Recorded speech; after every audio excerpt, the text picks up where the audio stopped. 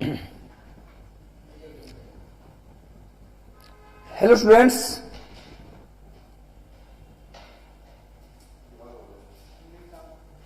अभी नहीं सुन पाया।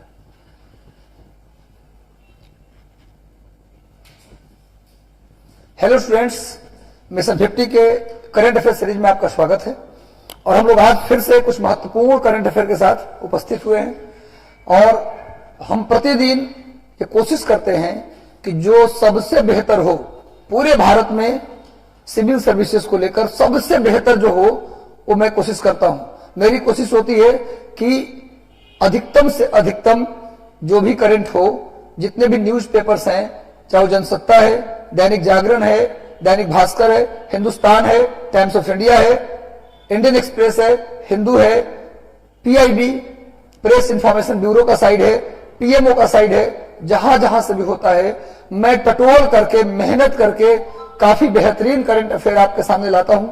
मेरी कोशिश होती है कि जो पेपर आपका होने वाला है, चाहे वो बिहार पीसीएस बीपीएससी का पेपर हो या फिर वो बीपीएससी सीडीपीओ का पेपर हो या फिर उत्तर प्रदेश पीसीएस का पेपर 12 जनवरी को होने वाला है, 3 अप्रैल को उत्तराखंड पीसीएस होने वाला है, 5 जून को होने वाला है यूपीएससी संघ लोक सेवाओं का पेपर। तो मेरी कोशिश है कि सिर्फ बीपीएससी नहीं बल्कि उत्तर भारत में और पूरे भारत में जो लोक सेवाओं की परीक्षाएं हैं वो सभी परीक्षाओं में अगर आप जाए परीक्षा देने तो आपको मेरा लेक्चर दिखे वहां, यानी मेरे लेक्चर से ही सारे परीक्षाओं को आप कवर कर लें। करंट में आपको कुछ पढ़ने की जरूरत न पड़े, ये हमारी हमेशा कोशिश होती है। तो आप लोग चैनल के साथ अगर पहली बार आए हैं तो चैनल को सब्सक्राइब कर लीजिए, बेल आइकन दबा दीजिए ताकि हमारा सारा नोटिफिकेशन आपको मिलता रहे। वीडियो बेहतर लगने लगता है तो आप एक बार लाइक बटन जरूर दबा दीजिएगा।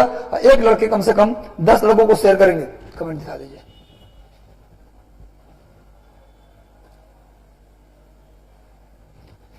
चलिए सब लोग जुड़ जाइए जल्दी से। आशा कुमारी, संजना कुमारी,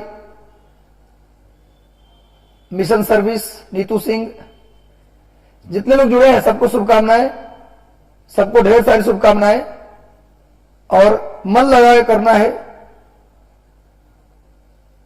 सबको शुभकामनाएं, सबको आशीर्वाद। सब लोग लगातार सेशन को शेयर कर दीजिए। जितने भी व्हाट्सएप ग्रुप आपके हैं, जितने भी टेलीग्राम चैनल से आप जुड़े हैं, फेसबुक, हर जगह सेशन को शेयर कर दीजिए। सेशन बेहतर लगे तो सेशन को लाइक कर दीजिए। आज का सेशन मेरे नजर में अभी तक का सबसे बेस्ट सेशन होने वाला है। आज का सेशन सबसे बेस्ट और सबसे अच्छा सेशन होने वाला है। अंत तक जुड़े रहिएगा।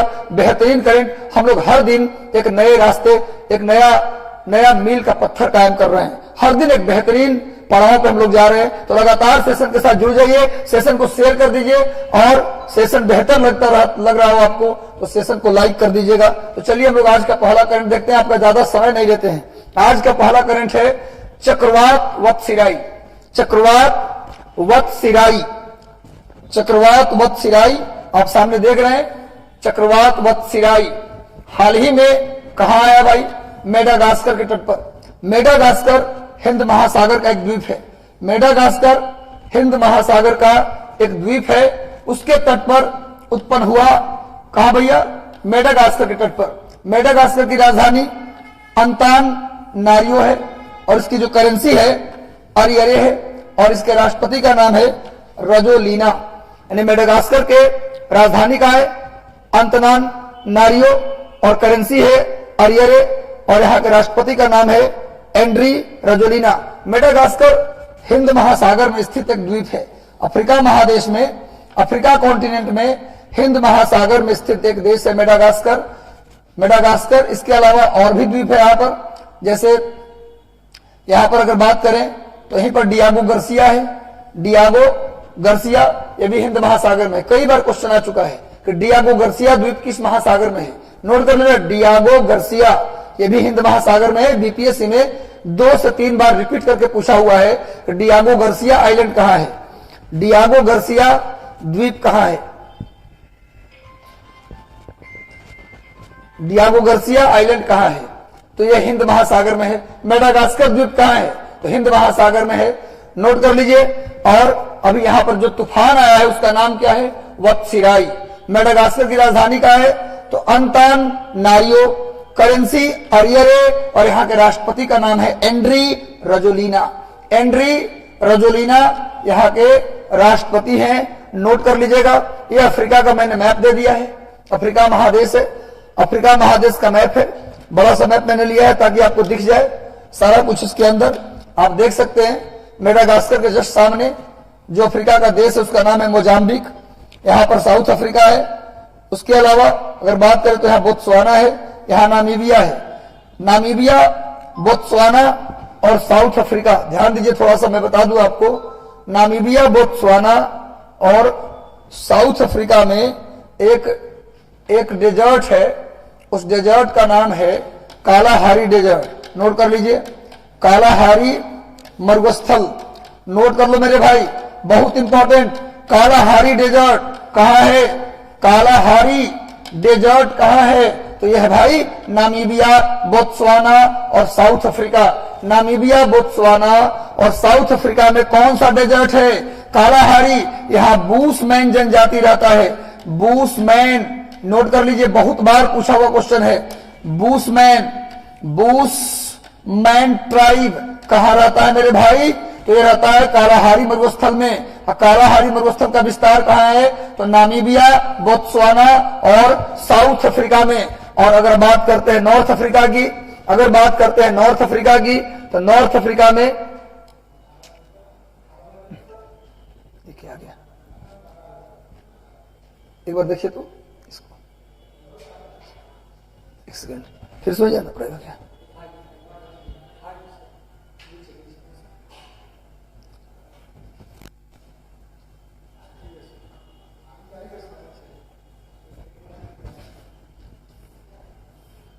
एक सेकंड,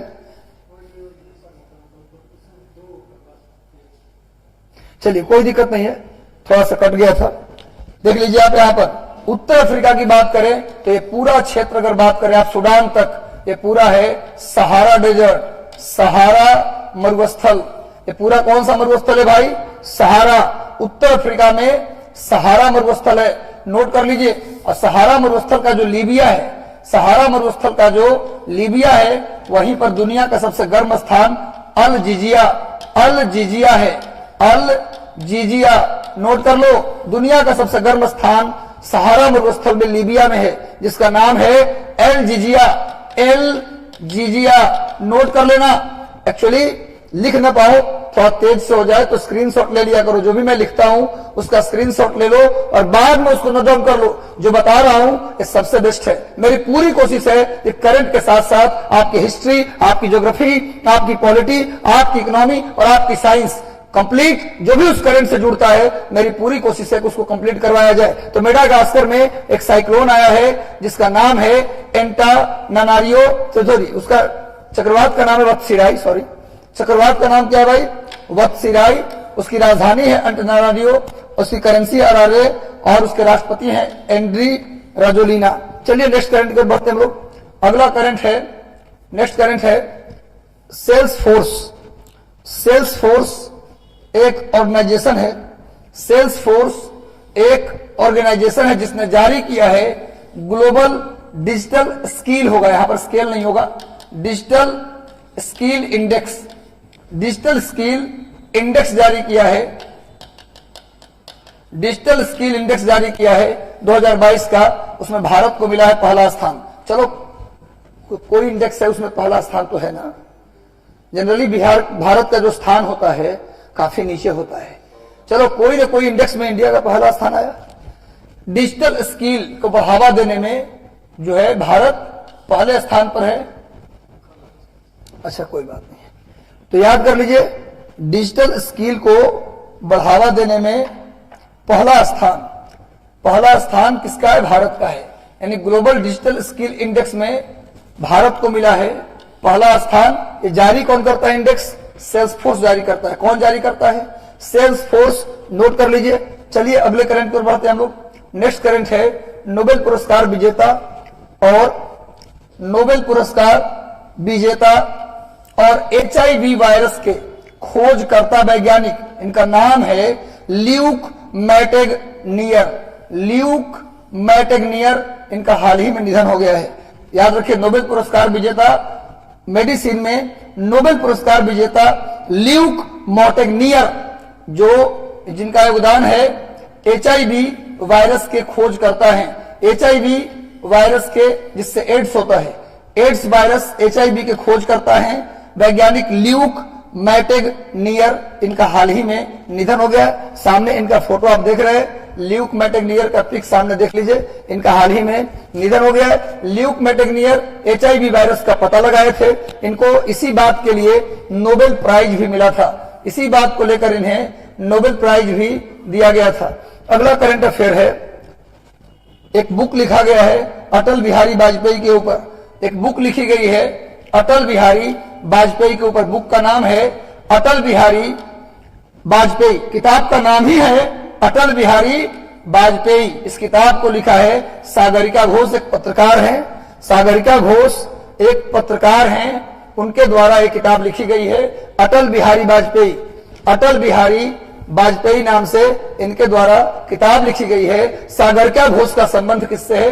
पत्रकारिता से। नोट कर लो, सागरिका घोष का संबंध किससे है? तो पत्रकारिता से है। इन्होंने अटल बिहारी वाजपेयी नाम की किताब लिखी है जो वाजपेयी के जीवन पर है, वाजपेयी के जीवन पर है। अटल बिहारी वाजपेयी भारत के 3 बार प्रधानमंत्री रहे, एक बार 13 दिन के लिए, दूसरी बार 13 महीनों के लिए और तीसरी बार पूरे 5 साल के लिए। अटल बिहारी वाजपेयी कुल 3 बार भारतीय जनता पार्टी से भारत के प्रधानमंत्री रहे और उससे पहले भी भारत सरकार में कई बार वो मंत्री पद संभाल चुके थे। हाल ही में उनका कुछ दिन पहले 2016 में शायद उनका निधन हो गया।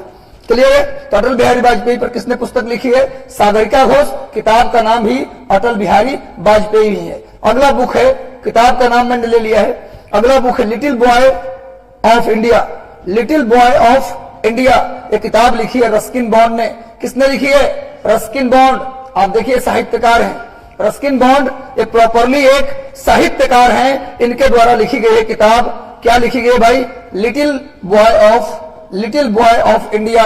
लिटिल बॉय ऑफ इंडिया पुस्तक किसने लिखी? तो ये रस्किन बॉन्ड ने लिखी है। नोट कर लो, लिटिल बुक एंड ऑथर। इससे एक सवाल उत्तर प्रदेश PCS और BPSC 67 एंड CDPO, इसमें एक सवाल करंट बुक से रहेगा। तो जो भी बुक मैंने लिया है काफी बेहतरीन है, उस बुक को नोट कर लीजिए। और सेशन को, अगर सेशन को आप शेयर नहीं किए तो अधिकतम लोगों तो इसको शेयर कर दीजिए ताकि अधिक से अधिक लोग इससे जुड़ सके, अधिक से अधिक इस बेहतरीन सेशन का लाभ उठा सके। तो चलो भैया, लिटिल बॉय ऑफ इंडिया किसने लिखी? ये रस्किन बॉन्ड ने लिखी है। अगला भी बुक है, नेक्स्ट बुक है हमारे सबसे famous Congress leader pride, prejudice and punditry. Pride, prejudice and punditry किताब का नाम है। बुक का नाम है प्राइड, प्रिजुडियूस एंड पंडितरी। इस किताब को लिखा है शशि थरूर। शशि थरूर हमेशा चर्चा में रहते हैं, शशि थरूर हमेशा चर्चा में बने रहते हैं। समझ आ रहा है बात? आप जानते होंगे इनको किस कारण से बने रहते हैं। एक तो फाटेदार अंग्रेजी बोलते हैं। अंग्रेजी जितनी बेहतरीन अंग्रेजी जानते हैं शशि थरूर, केरल के निवासी हैं, बहुत कम सांसद है उतनी बेहतरीन अंग्रेजी जानते होंगे। अपने अंग्रेजी ज्ञान के लिए जाने जाते हैं। साथ में समझ रहे बात? आप आगे बढ़ते हैं, इनके बारे में ज्यादा समझाने की जरूरत नहीं, आप समझते हैं ज्यादा। इंडोमिटेबल अरुंधति भट्टाचार्य की किताब है। अरुंधति भट्टाचार्य की पुस्तक है इंडोमिटेबल। इंडोमिटेबल किसकी पुस्तक है? अरुंधति भट्टाचार्य ने लिखा। अरुंधति भट्टाचार्य नाम सुना है इनका? इनका नाम सुना आपने अरुंधति भट्टाचार्य का? इनका संबंध बैंकिंग सेक्टर से है। इनका संबंध किससे है भाई? अरे अरुंधति भट्टाचार्य का संबंध किससे है? बैंकिंग सेक्टर से है। इन्होंने किताब लिखी है इंडोमिटेबल। सामने में इनका पिक है बुक के साथ, एक किताब लिखी गई, देखो इंडोमिटेबल इनकी बुक है। Indomitable a working women notes on life, work and leadership. ये किताब का पूरा नाम है, पूरी नाम है किताब का indomitable a working women notes on life, work and leadership. ये किताब किसने लिखी है? अरुंधति भट्टाचार्य। ये इनकी आत्मकथा है, ये इनकी क्या है भैया? बायोग्राफी है। इनकी बायोग्राफी नहीं बल्कि ऑटोबायोग्राफी है, क्योंकि खुद ही अपनी जीवनी इन्होंने लिखा है। और ये किससे जुड़ी है? नोट कर लेना, बैंकिंग सेक्टर से इनका संबंध है। चलिए नेक्स्ट आते हैं। अगला करंट अफेयर भी बुक से है भाई, बैचलर डैड। किताब का नाम है बैचलर डैड। पॉसिबल है? पॉसिबल है क्या? आज पॉसिबल है, आज तो पॉसिबल है ही। बैचलर डैड तुषार कपूर ने लिखा है। किसने लिखा है? तुषार कपूर एक अभिनेता है, फिल्म अभिनेता, और लीजेंड जो एक्टर हैं हमारे जितेंद्र, उनके सुपुत्र हैं तुषार कपूर। उन्होंने लिखा है बैचलर डैड। सामने देखिए, बैचलर डैड बुक का मैंने चित्र दे दिया है ताकि आपको समझने में, देखने में दिक्कत ना हो, आप आराम से इसको याद रख सकते हैं। नेक्स्ट आते हैं, अगला बुक है गोल्डन बॉय नीरज चोपड़ा के ऊपर। इस किताब का नाम ही है गोल्डन बॉय नीरज, बुक का नाम है golden boy Neeraj Chopra. Golden boy Neeraj Chopra ये बुक का नाम है भाई। इस किताब को लिखा है नवदीप सिंह ने। किसने लिखा है? नवदीप सिंह। नवदीप सिंह ने इस किताब को लिखी है, गोल्डन बॉय नीरज चोपड़ा। और आपको याद होगा 2 दिन पहले मैंने करंट कराया था, उसमें बताया था कि पुणे के एक आर्मी कॉलेज का नाम नीरज चोपड़ा के नाम पर रख लिया गया है। पुणे के एक आर्मी कॉलेज का नाम नीरज चोपड़ा के नाम पर रखने का फैसला रक्षा मंत्री राजनाथ सिंह के द्वारा किया गया है। गोल्डन बॉय नीरज चोपड़ा, आप जानते हैं कि टोक्यो ओलंपिक में, टोक्यो ओलंपिक 2020 में, जो 2021 में हुआ कोरोना के कारण होना था 20 में, हुआ कब? 21 में। टोक्यो ओलंपिक 2020 में भारत का सीना तब गर्व से ऊंचा हो गया जब नीरज चोपड़ा ने क्या जीता? गोल्ड मेडल जीता, जैवलिन थ्रो यानी भाला फेंक में। नोट कर लेना। और मैं बता दूं कि भारत सरकार ने इस बार इनको पद्मश्री देने का भी ऐलान किया है। तो पद्मश्री भी मिला है। पद्मश्री मैंने कराया था कि कितने लोगों को मिला है पद्मश्री, कितने लोगों को मिला है पद्म विभूषण। इसी करंट की सीरीज में मैंने करा दिया है। आप पुराना वीडियो जरूर देख लेंगे। यदि आप अभी नए हैं इस चैनल पर, इसमें ये मेरा 17th सेशन चल रहा है, 17th सेशन चल रहा है। 16 सेशन मैंने करंट का करा दिया। बेहतरीन, मार्वेलस, डायमंड, प्लैटिनम, गोल्ड, सारे सेशन हो चुके हैं। समझा बात ना? वो सारे सेशन जाकर देख लेना। टेलीग्राम ग्रुप यदि आप नहीं अभी ज्वाइन किए हैं तो नीचे में डिस्क्रिप्शन में टेलीग्राम लिंक दिया हुआ है, उस लिंक पर क्लिक करके टेलीग्राम चैनल से जुड़ जाए। मिशन आईएएस, मिशन 50 आईएएस और रंजीत कुमार सिंह सर आईएएस है, उन तीनों का चैनल है। आप तीनों चैनल को ज्वाइन कर लेंगे ताकि हमारा जितना भी नोटिफिकेशन हो या वैकेंसी का डिटेल हो या कोई मटेरियल हो या कोई नोट्स हो तो हम वही शेयर करते हैं। तो टेलीग्राम से जुड़ना जरूरी है, उस लिंक से जुड़ जाइए टेलीग्राम पे और इसका लाभ आप उठाते रहिए। सिर्फ सेशन को करिए मत, लेकिन सेशन का रिवीजन जरूर करिए। सेशन को करना इंपॉर्टेंट केवल नहीं है, आप पुराने सेशंस का रिवाइज भी वीडियो देख के करो या फिर प्रिंट आउट निकालो मटेरियल का, उसको पेन से आराम से अंडरलाइन कर रिवाइज करो, पर रिवीजन जरूरी है। देखो भाई, सफलता के लिए 3 R हम हमेशा बोलते हैं, सफलता के लिए ट्रिपल R जरूरी है। याद रखो, पहला आर होता है रेगुलर काम करना। यदि आप 3 घंटे ही काम करते हो लेकिन रेगुलर करते हो तो आपको सफल होने से कोई रोक नहीं सकता। दूसरा, रूटीन से काम करना। रूटीन से का मतलब होता है कि केवल आप एक विषय पढ़ रहे हैं, हिस्ट्री आता है बीपीएससी में सबसे ज्यादा, तो खाली हिस्ट्री पढ़े हैं तो क्या रिजल्ट आपका हो जाएगा? नहीं, हिस्ट्री ज्यादा आता है तो नो डाउट हिस्ट्री को 3 घंटे देंगे तो हम पॉलिटी को भी 1 घंटे जरूर देंगे, हम ज्योग्राफी को भी आधे घंटे जरूर देंगे। यदि आप रूटीन से एक सेगमेंट में बांट के सभी सब्जेक्ट में बैलेंस कमांड रखेंगे, कभी टॉपर टॉप नहीं करता, सिलेक्शन कभी टॉपर नहीं लेता, सिलेक्शन वो लेता है जिसका सभी विषय पर बराबर कमांड है। तो भैया रेगुलर पढ़ना, रूटीन से पढ़ना, और तीसरा क्या है? रिवीजन करना।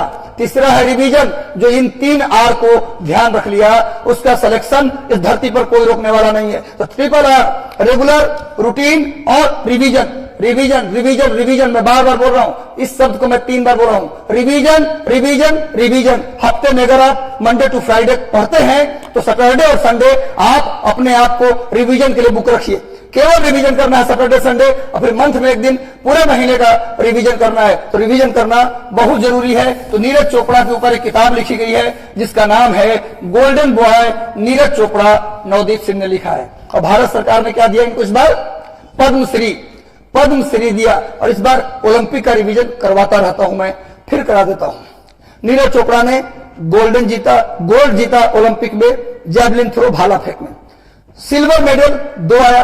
एक वेट लिफ्टिंग में एस मीराबाई चानू ने दिलाया वो गर्व, पहला मेडल उन्होंने जीता। इस बार के ओलंपिक में भारत को फर्स्ट मेडल किसने दिलाया? एस मीराबाई चानू ने दिलाया गोल्ड, पहला मेडल वही आया था। तो सॉरी, गोल्ड नहीं, सिल्वर हो गया। एस मीराबाई चानू ने क्या दिलाया? सिल्वर जीत दिलाया, सिल्वर। उसके बाद आप जानते हैं कि रवि दहिया ने रेसलिंग में, कुश्ती में क्या दिलाया? सिल्वर। तो 2 सिल्वर आया। रेसलिंग में क्या आया? सिल्वर। और 1 सिल्वर आया वेट लिफ्टिंग में, याद कर लो भाई, यही रिवीजन करवा दे रहा हूं। 2 हो गया। अब ब्रॉन्ज की बात करते हैं। लोलिना बारगोहाई नॉर्थ ईस्ट की थी, लोलिना बारगोहाई, उन्होंने बॉक्सिंग में जीता क्या, ब्रॉन्ज, क्या जीता, ब्रॉन्ज। और हमारी चैंपियन पीवी सिंधु, जिन्होंने 2016 में भी 2016 के रियो ओलंपिक में सिल्वर जीता था बैडमिंटन में, उस बार ब्रॉन्ज जीत के फिर से हमारा सीना चौड़ा कर दिया। इतना ही नहीं, हमारी पुरुष की जो हॉकी टीम है, बहुत दिनों बाद इतिहास को दोहराते हुए फिर से भारत को पुरुष की हॉकी टीम ने क्या दिलाया है, ब्रॉन्ज मेडल दिलाया है। नोट कर लो मेरे भाई, ब्रॉन्ज मेडल दिलाया है। किसने, पुरुष हॉकी टीम ने। और महिला हॉकी टीम ने कोई मेडल तो नहीं दिलाया, लेकिन जो इतिहास रचा, जहां तक महिला हॉकी टीम पहुंची, मेडल तो नहीं जीती पर दिलों को जरूर जीत लिया उसने। और ये सब कहीं ना कहीं उड़ीसा गवर्नमेंट का कमाल था। उड़ीसा सरकार ने जो हॉकी टीम को प्रशिक्षण दिया है, वो उसके कारण वो जीत पाए।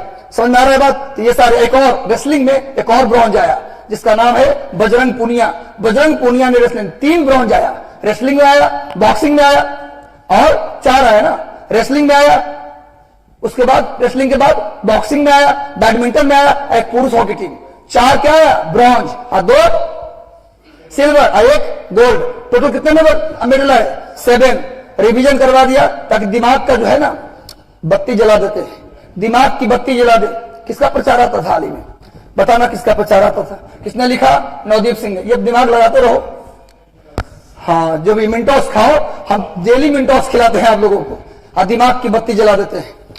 चलो भाई, अगला है अभिनव समावेशी किसान कल्याण। बहुत इंपॉर्टेंट करंट है जो मैं लाया हूं। बस सेशन के साथ लगातार प्यार बनाए रखो, इससे बेहतर करंट, इससे बेहतर सेशन आपको नहीं मिलेगा। लगातार अगर बेहतर लग रहा है, लगता है कि हम मेहनत करके आ रहे हैं, तो आपको सेशन शेयर करना पड़ेगा। कम से कम 1 लड़का 10 लड़के को शेयर करेगा। अपने सारे ग्रुप, सारे चैनल पर शेयर कर दो। और सेशन अच्छा लग रहा है तो लाइक, बगल में बटन है, लाइक बटन दबा दो, लाइक कर दो भाई सेशन को, ताकि अधिक से अधिक लोगों तक पहुंच जाए। और टेलीग्राम चैनल से जरूर जुड़ जाओ। तो भाई, अभिनव समावेशी किसान कल्याण पहल, इसकी शुरुआत किया है मेघालय की सरकार ने। मेघालय की सरकार ने शुरू किया है। इस पहल के अनुसार मेघालय की सरकार ने क्या शुरू किया है, अभिनव समावेशी किसान पहल। नोट कर लो, अभिनव समावेशी किसान पहल, जिसमें सभी किसान को एक उत्पादक समूह में रखा जाएगा। किसमें रखा जाएगा जी, उत्पादक समूह में। और प्रत्येक समूह के प्रत्येक किसान को 5,000 रुपये दिया जाएगा उनके किसानी के विकास के लिए। उनके किसानी के विकास के लिए अभिनव समावेशी किसान कल्याण पहल के अनुसार मेघालय सरकार ने शुरू किया। सभी किसान को इस पहल के अनुसार एक समूह में रखा जाएगा। और प्रत्येक समूह के प्रत्येक किसान को कितना मिलेगा, 5,000। मेघालय की राजधानी कहां है मेरे भाई, शिलोंग। मेघालय की राजधानी शिलोंग। और मेघालय में ही है मासिनराम और चेरापूंजी। मासिनराम और चेरापूंजी। चेरापूंजी ये दोनों विश्व में, भारत में ही नहीं पूरे दुनिया में सबसे अधिक वर्षा वाला स्थान है। और यहां पर गारो, खासी, जयंतियां, ये पहाड़ भी है, ये पहाड़ भी है और जनजाति भी, पहाड़ भी और जनजाति भी। पूछा जाए कि मेघालय में मासिनराम चेरापूंजी ये दुनिया में सबसे अधिक वर्षा वाला स्थान है। गारो, खासी, जयंतियां की पहाड़ी कहां है, मेघालय में। इतना ही नहीं, गारो, खासी, जयंतिया नाम से यहां जनजाति भी है। और मेघालय में नोकरेक नेशनल पार्क है। Nokrek national park, national park note कर लो। ये सब डायमंड लुटा रहा हूं। अब मोती कौन कितना लुटता है, ये डिपेंड करता है आपकी मेहनत पर। आप किस तरीके से सेशन को देख रहे हैं, किस तरीके से सेशन के साथ बने हुए हैं, कितना सीरियस है। मैं चाहता हूं कि इस बार सीट जो 950 होने वाला है, 802 सीट तो आ चुका है, 802 बीपीएससी में सीट आ चुका है। ऑन पेपर 150 सीट और जुड़ने की संभावना है, ऐसा मुझे खबर मिली है। तो 950 सीट, 800 भी रह गया तो बहुत सीट है मेरे भाई, लेकिन 950 हो गया तो पीटी का रिजल्ट आएगा 18,000। 18,000 में तो पीटी हो ही जाएगा आराम। 10 गुना नहीं, ज्यादा हो जाता है, ज्यादा देते हैं। 800 अभी देंगे 12,000, लेकिन अगर वो सीट 950 हो जाता है तो भाई बहुत हो जाएगा। इस बार सफल हो जाना है, छोड़ना नहीं है। पूरा भारत, पूरा उत्तर भारत बीपीएससी पर ध्यान लगाए हुए। क्या यूपी, क्या राजस्थान। मुझे हरियाणा के बच्चों का कॉल आया कि सर बिहार में सीट ज्यादा है, हमारे मेरे पास एमपी के बच्चों का कॉल आया, क्योंकि मैं एमपी में तो नहीं पढ़ाया, राजस्थान पढ़ाया, यूपी पढ़ाया, हरियाणा पढ़ाया, दिल्ली पढ़ाया, तो मुझे सारे बच्चे जानते हैं। कॉल आया कि सर आप जो करवा रहे हैं सेशन बहुत बेहतरीन है, सर थोड़ा सा बिहार स्पेशल भी करा दिया कीजिए। तो मैं आपको जानकारी के लिए बता दूं कि कल से इसी सेशन में 10 क्वेश्चन हम बिहार स्पेशल भी रखने जा रहे हैं। इस बार कहीं का बच्चा हो, यदि सेशन से जुड़ा है, सिलेक्शन होगा। पीटी 30 अप्रैल को है, हम 1 मई से मजदूर दिवस के दिन से फिर से लग जाएंगे आपके मेंस करंट अफेयर के लिए, क्योंकि मेंस में अब पहले 114 नंबर का करंट आता था, अब मेरे अनुसार अब 228 नंबर का करंट आ रहा है। तो भैया मेंस के लिए भी लगेंगे, तब तक नहीं छोड़ेंगे जब तक आपके कंधे पर हम 3 स्टार देख लें। तो भैया इसी नाम पर सेशन को लाइक कर दो। चलो, तो असम मेघालय में नौकरेक नेशनल पार्क है, और क्या मेघालय में एक जगह है तूरा, मेघालय में एक प्लेस है तूरा जो पेपर इंडस्ट्री के फेमस है। तूरा जो है ये पेपर मिल है, यहां पर पेपर इंडस्ट्री लिख लो, पेपर इंडस्ट्री। मेघालय के तुर्रा में क्या है, पेपर इंडस्ट्री। और मेघालय संतरा के उत्पादन के लिए प्रसिद्ध है, लिख लो। मेघालय राज्य किसके लिए, ऐसे तो महाराष्ट्र के नागपुर भी संतरा के लिए है, ऑरेंज के लिए है, लेकिन नॉर्थ ईस्ट में पूछा जाए, नॉर्थ ईस्ट में सबसे ज्यादा नारंगी कहां होता है मेरे भाई, मेघालय में। नोट कर लीजिए, और मेघालय में जो मिट्टी मिलता है उसका नाम है टेरा रोसा मिट्टी। मेघालय में जो मिट्टी मिलता है उसका नाम है टेरा रोसा मिट्टी, नोट कर लीजिए। और मेघालय के मुख्यमंत्री कौन है, मेघालय के सीएम कौन है, करनाड संगमा। करनाड जो भी है संगमा, ये किससे है भैया, People's National Party, National People's Party, जो भी 8वां भारत का राष्ट्रीय पार्टी बना है। मैं बताऊंगा आगे, चलिए सब बताऊंगा, बस लगातार जुड़े रहो। सेशन को शेयर कर दो मेरे भाई, बहुत बेहतरीन क्वेश्चन करंट का लाया हूं। मुंबई लोकल, हम तो कहते हैं कि हर एक लोकल में ऐसा होना चाहिए, मुंबई लोकल में नहीं, भारत के सभी लोकल में काम होना चाहिए। मुंबई लोकल में यात्रियों की सुविधा के लिए, यात्री के पसंद के लिए अब वीडियो चलेगा। वहां पर एक सुविधा शुरू की गई, एक सेवा शुरू की गई है, जिसके तहत वीडियो दिखाया जाएगा। लोकल में बैठे रहिए, अगर आपको फिल्म देखना है दबा दीजिए, फिल्म चलने लगेगा। आपको कोई एजुकेशन के चैनल देखना है, मैंने टीवी चैनल शुरू किया गया है लोकल ट्रेन के अंदर, मुंबई लोकल ट्रेन के अंदर एक टीवी चैनल शुरू किया गया है, जिसका नाम है कंटेंट ऑन डिमांड इंफोटेनमेंट सेवा। कंटेंट ऑन डिमांड इंफोटेनमेंट सेवा, इसकी शुरुआत की गई है मुंबई लोकल। ये बिहार लोकल, यूपी लोकल में भी शुरू होना चाहिए, पर यहां तो विदाउट टिकट चलने वाले ज्यादा है। फ्री में चलेंगे तो फ्री में वीडियो भी देखेंगे ना भाई, काम तो लोगों को है नहीं, ट्रेन में बैठ के वीडियो देखते चलेंगे जहानाबाद तक, फतुहा तक, मसौरी तक। बात यही दिक्कत है, यहां कहां से लाएगी सरकार। वहां लोग महाराष्ट्र वगैरह में लोग पैसा देते हैं, विदाउट टिकट नहीं चलते। पैसा दो भाई, जो मुझे सुन रहे हो, टिकट लेके यात्रा करना, हालांकि छात्र हो, है ना, हम लोग का तो फ्री होना चाहिए, छात्रों को तो ऐसे भी पास मिल जाना चाहिए। नहीं, जो कम से कम जो परीक्षा होती है उसके लिए तो बिल्कुल पास अलाउ होना चाहिए, क्योंकि बच्चा एक तो ऐसी बेरोजगारी में है, हाँ दूसरा आप पास अलाउ कीजिए। मैं तो डिमांड करूंगा सरकार से भाई, चलो मुंबई लोकल ने कंटेंट ऑन डिमांड इंफोटेनमेंट सेवा की शुरुआत की है, जो यात्रा के दौरान यात्रियों के अनुसार फिल्म, एजुकेशन प्रोग्राम दिखाने की सेवा प्रदान करेगी।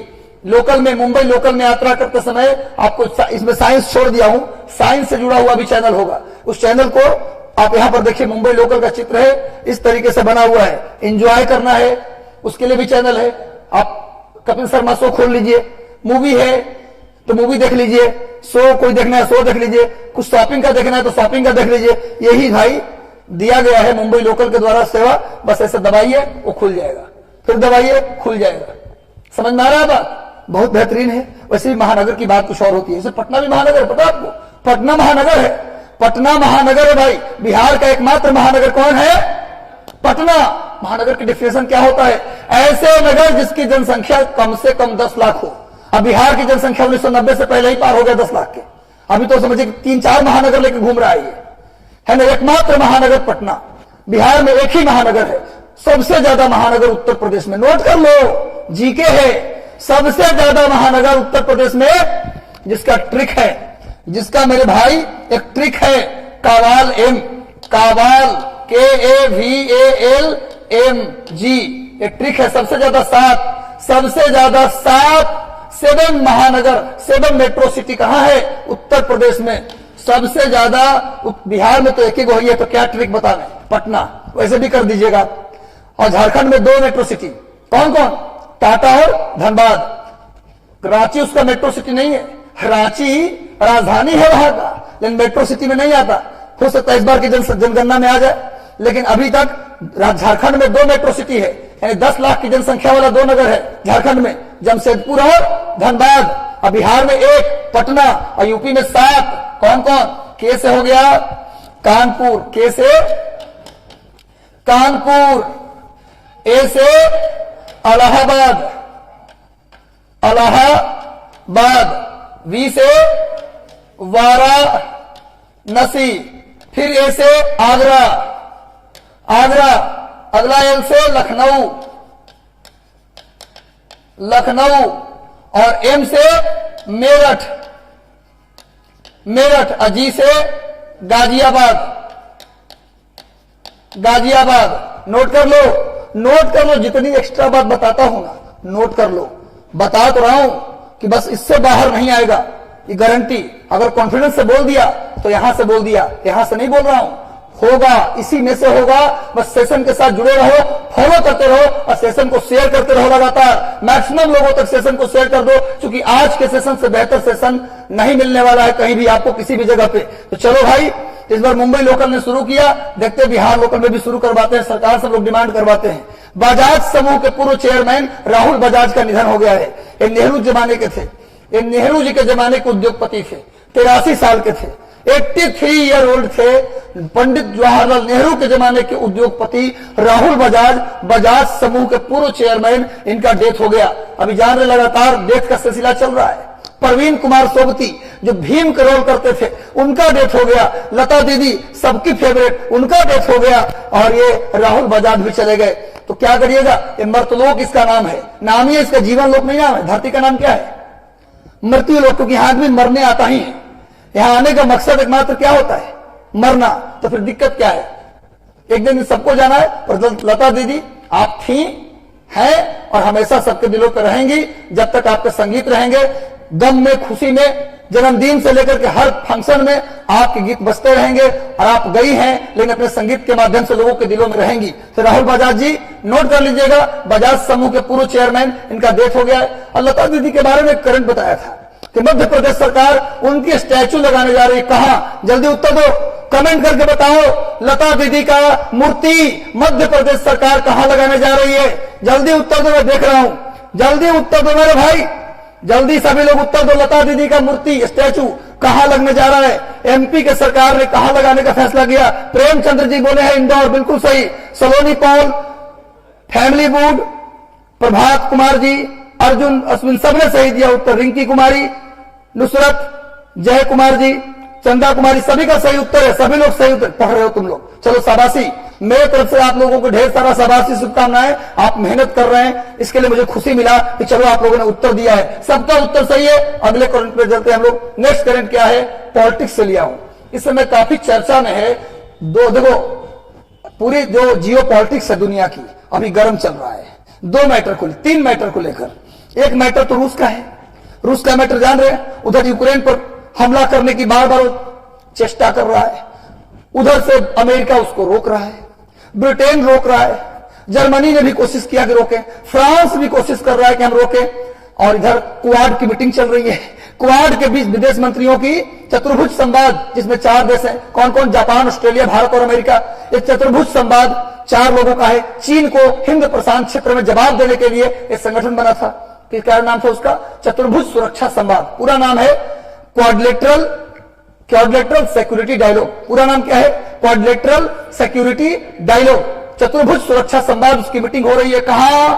बताया हूं मैं, ऑस्ट्रेलिया के मेलबोर्न में। यही इसी सेशन में करवाया था। ऑस्ट्रेलिया के मेलबोर्न में चतुर्भुज सुरक्षा संवाद हो रहा है। हमारे विदेश मंत्री एस जयशंकर वहां गए हुए हैं।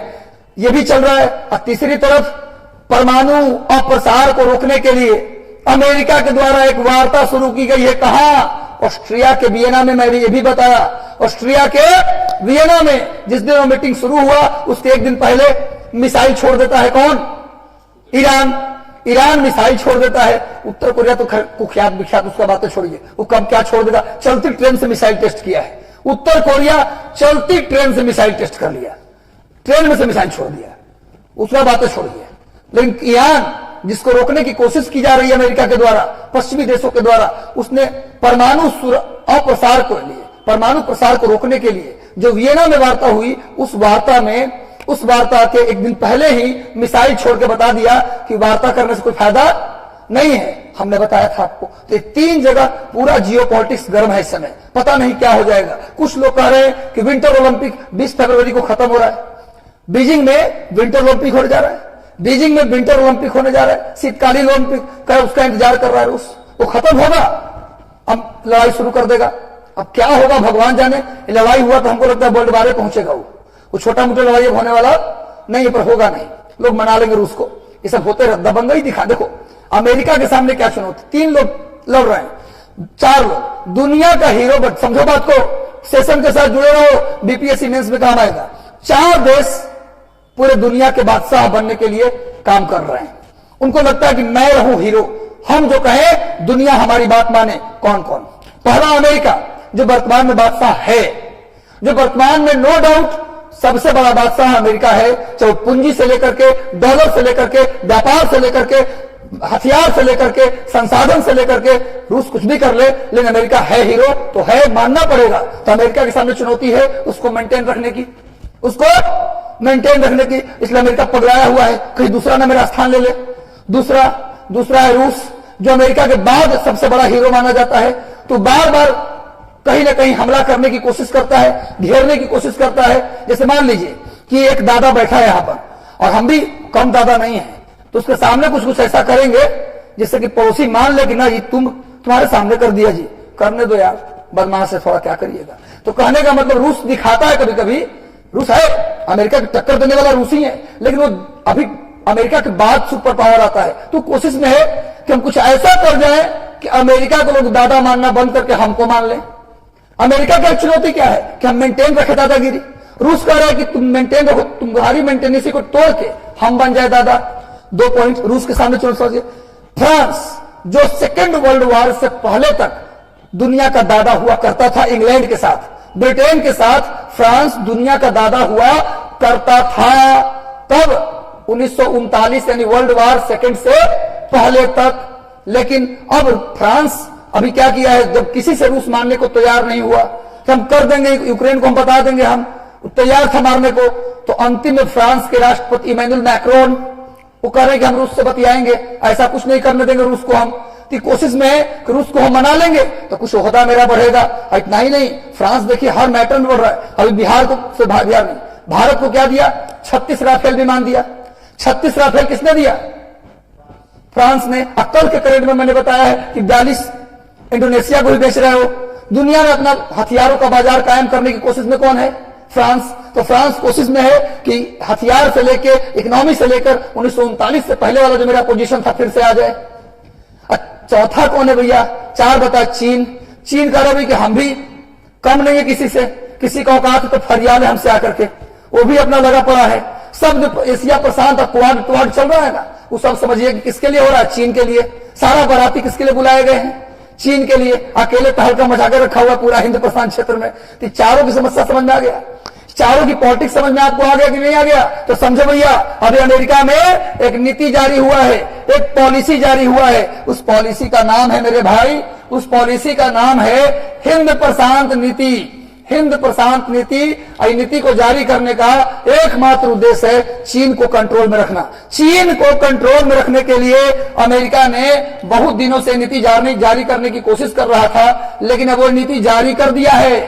और इस नीति के अनुसार क्या है, देखो इस नीति में क्या है? चीन की हठधर्मिता, चीन जो जिद्दीपन दिखा रहा है उसको कंट्रोल करना, अभी जो महामारी का दौर चल रहा है उसको कंट्रोल करना, अभी जो क्लाइमेट चेंज, जलवायु परिवर्तन चल रहा है उसको, उसकी चुनौतियों को निपटने के लिए सामूहिक प्रयास पर बल दिया गया है। इसमें कहा गया है, इसी नीति में कहा गया, सुन लो क्या क्या किया गया। इस जो हिंद प्रशांत नीति अमेरिका ने जारी किया है, जो बहुत दिनों से ट्रंप के समय से ही जारी होना था, लेकिन जो बाइडेन ने इसे, अमेरिका के करंट प्रेसिडेंट कौन है? जो बाइडेन, और उपराष्ट्रपति कौन है? कमला हैरिस। जो भारतीय मूल से संबंध रखती हैं। तो भैया जो बाइडेन साहब हिंद प्रशांत नीति जारी की, उसमें कहे हैं कि चीन के जिद्दीपन को रोकेंगे, महामारी को फैलने से रोकेंगे और जलवायु परिवर्तन पर भी सामूहिक एफर्ट करेंगे। साथ में भारत के लिए भी कुछ बोला गया है, मैंने इसको अलग कलर से ले लिया है ताकि आप समझ पाए कितना इंपॉर्टेंट बात। इसी नीति में कहा गया है कि अमेरिका क्या बोला है, भारत के उत्थान और क्षेत्रीय नीति का समर्थन करता है। इस नीति में क्या कहा गया है अमेरिका की तरफ से कि भारत जो आगे बढ़ रहा है और उसकी जो रीजनल पॉलिसी है उसको हम क्या करते हैं, समर्थन करते हैं। इस नीति में अमेरिका ने कहा है, इस सब आपको मेंस में भी काम आएगा, भारत को हर प्रकार से अमेरिका का सहयोग मिलता रहेगा। जो बाइडेन ने बड़ी बात क्या कही है कि भारत को जिस तरीके से ट्रंप के समय सहायता मिलता था वो सहायता इंडिया को हम देते रहेंगे। इतना ही नहीं, भारत को मिलता रहेगा सहायता, और सुन लो क्या बोला है, मिलता रहेगा। इसमें भारत को एक जैसे सोच वाले देश के रूप में अमेरिका ने चतुर्भुज संवाद में भारत को क्या दिया है, स्पेशल इंपॉर्टेंस दिया है। और ट्रंप सरकार के भारत के साथ संबंधों में किए गए सुधार की वर्तमान राष्ट्रपति जो बाइडेन ने क्या की है, सराहना की है कि ट्रंप जिस प्रकार से भारत के साथ रिश्तों में नमस्ते ट्रंप जो हुआ बड़े मोटेरा स्टेडियम में, उसका क्या कहा, जो प्रयास ट्रंप साहब ने किया है भारत के रिलेशंस के लिए उसकी मैं सराहना करता हूं। देखो कितना बड़ा सोच के लोग हैं। इंडिया में तो क्या है कि विपक्षी पार्टी की सरकार आ गया तो जो विपक्ष में है वो क्या करे, सरकार अगर अच्छा काम किया, कांग्रेस कुछ बढ़िया काम भी की होगी तो मोदी जी के मुंह से ना निकलेगा कि काम अच्छा है। हम अगर कांग्रेस सत्ता में आ गई तो फिर मोदी जी भी कोई अच्छा काम किए होंगे तो उसका बड़ाई न करेगा। वहां क्या है, विपक्षी पार्टी की सरकार आ गया, फिर भी ट्रंप का क्या किया, इन्होंने तारीफ किया। तो जो बेहतर हो तो उसकी तारीफ करना चाहिए। हिंद प्रशांत नीति अभी हाल ही में किसने जारी किया, जल्दी बोलो, अमेरिका ने। अगले करंट की ओर बढ़ते हैं। अमेरिका द्वारा बहुत इंपॉर्टेंट लाइन देख लीजिए आप इसको, अभी हाल ही में 7 अरब डॉलर राशि अमेरिका ने जारी किया है अफगानिस्तान के लिए। अमेरिका ने अफगानिस्तान की सहायता के लिए, जब से वहां तालिबान का सत्ता आया है, आपको याद होगा कुछ दिन पहले मैंने बताया था इसी करंट के सेशन में कि भारत ने क्या भेजा है, अनाज भेजा है, गेहूं भेजा है अफगानिस्तान को ट्रक के माध्यम से। पाकिस्तान के जमीन का प्रयोग करते हुए भारत क्या किया है, ट्रक से अनाज भेजा है अफगानिस्तान। अफगानिस्तान के लोग भूख से तड़प रहे हैं, अफगानिस्तान के लोग बेरोजगारी और पैसों की कमी से जूझ रहे हैं, लोग अपने अंग, अपने बॉडी का पार्ट बेचने को तैयार हैं। ऐसा स्थिति अभी अफगानिस्तान का है। भारत ने मानवता का रास्ता अपनाते हुए ये नहीं देखा कि वहां किसकी सरकार है, पहले उसने ट्रक में लोड करके क्या भेजा, अनाज, किसके रास्ते से, पाकिस्तान के रास्ते से। ये ज्यादा इंपॉर्टेंट है क्योंकि बहुत दिन बाद इंडिया पाकिस्तान के जमीन का प्रयोग किया है सड़क मार्ग के लिए। समझ में आ रहा है बात? तो भैया पाकिस्तान के रास्ते भारत ने अनाज भेजा है, लेकिन अभी अमेरिका ने भी अफगानिस्तान की इस दयनीय स्थिति में मानवीय सहायता के लिए कितना डॉलर रिलीज किया है भैया, 7 अरब डॉलर। ये अफगानिस्तान का ही पैसा है, ये पैसा अमेरिका का नहीं है। अफगानिस्तान की जो संपत्ति फ्रीज की गई थी अमेरिका के द्वारा, उसी में से क्या किया गया है, इसे रिलीज किया गया है। यह राशि अफगानिस्तान में मानवीय सहायता के लिए जारी किया गया है। इसका खर्च एक कोष बनाकर किया जाएगा, एक कोष बनाकर किया जाएगा जिसकी अधिकृत पूंजी 3 अरब 50 करोड़ अमेरिकी डॉलर होगी। 3 अरब 50 करोड़ अमेरिकी डॉलर की होगी। यह अफगानिस्तान में बुनियादी जरूरतें यानी कि जो बेसिक नीड्स हैं उसके पूरा करने में काम आएगा। तो अमेरिका ने कितना डॉलर रिलीज किया अभी, अफगानिस्तान के फ्रीज की गई, कब्जा की गई संपत्ति में से 7 अरब डॉलर को क्या किया है, रिलीज किया है। किसके लिए, अफगानिस्तान के बुनियादी जरूरत को पूरा करने के लिए। देखिए अफगानिस्तान का मैप दे दिया हूं। अफगानिस्तान के बाउंड्री को कौन छूता है, देख लीजिए आप ध्यान से। अफगानिस्तान की बाउंड्री को कौन छूता है मेरे दोस्त भाई, कौन छूता है, तुर्कमेनिस्तान, उसके बाद उज्बेकिस्तान, उसके बाद तजाकिस्तान, उसके बाद पाकिस्तान, उसके बाद ईरान। अफगानिस्तान की बाउंड्री को कौन छू रहा है, अफगानिस्तान। इंडिया पीओके को मिला देंगे तब, पीओके अगर इंडिया में मानते हैं तो छूता है, और पीओके यदि इंडिया में नहीं मानते तो नहीं छूता। और इधर चीन भी छू रहा है, इधर कौन छू रहा है, चीन। तो देख लो अफगानिस्तान को कौन छू रहा है, थोड़ा मैपिंग भी कर लें, थोड़ा भूगोल भी कर ले करंट के साथ, मजा आ जाएगा आज करंट करके आपको। ईरान जिसको प्राचीन काल में पर्सिया या फारस कहते थे, Turkmenistan, Uzbekistan, Tajikistan, China, Pakistan, ये सब किससे टच करते हैं? अफगानिस्तान को। अफगानिस्तान की बाउंड्री ध्यान रखो, कहीं भी समुद्र से नहीं मिलता। अफगानिस्तान की सीमा कहीं भी समुद्र से नहीं मिलता, इसलिए अफगानिस्तान को लैंड लॉक्ड कंट्री भी बोलते हैं। Land locked country, land locked country Afghanistan क्या है जी? एक लैंड लॉक्ड कंट्री है, इसकी बाउंड्री कहीं भी समुद्र से नहीं छूता, इसलिए अफगानिस्तान को आप लैंड लॉक्ड कंट्री कह सकते हैं मेरे भाई, मेरे दोस्त। तो आगे बढ़ते हैं, अभी फिर से अफगानिस्तान का ही, हाँ मैंने अफगानिस्तान भी सबसे ज्यादा लैंड लॉक्ड कंट्री अफ्रीका में है, सबसे अधिक संख्या में लैंड लॉक्ड कंट्री पूछा जाए किस कॉन्टिनेंट में है, किस महादेश में है, सबसे ज्यादा भूआबद्ध यानी लैंड लॉक्ड कंट्री कहा है तो अफ्रीका महादेश में है। आगे आइए, भारत ने भी देखिए, भारत अभी बोला मैंने कि खाद्यान्न को यानी गेहूं और चावल का ट्रक पाकिस्तान के रास्ते अफगानिस्तान भेजा है, लेकिन अब भारत बोल रहा है कि हम ऐसे नहीं भेजेंगे। अब हम किससे हाथ मिलाए हैं? अफगानिस्तान को मदद करने के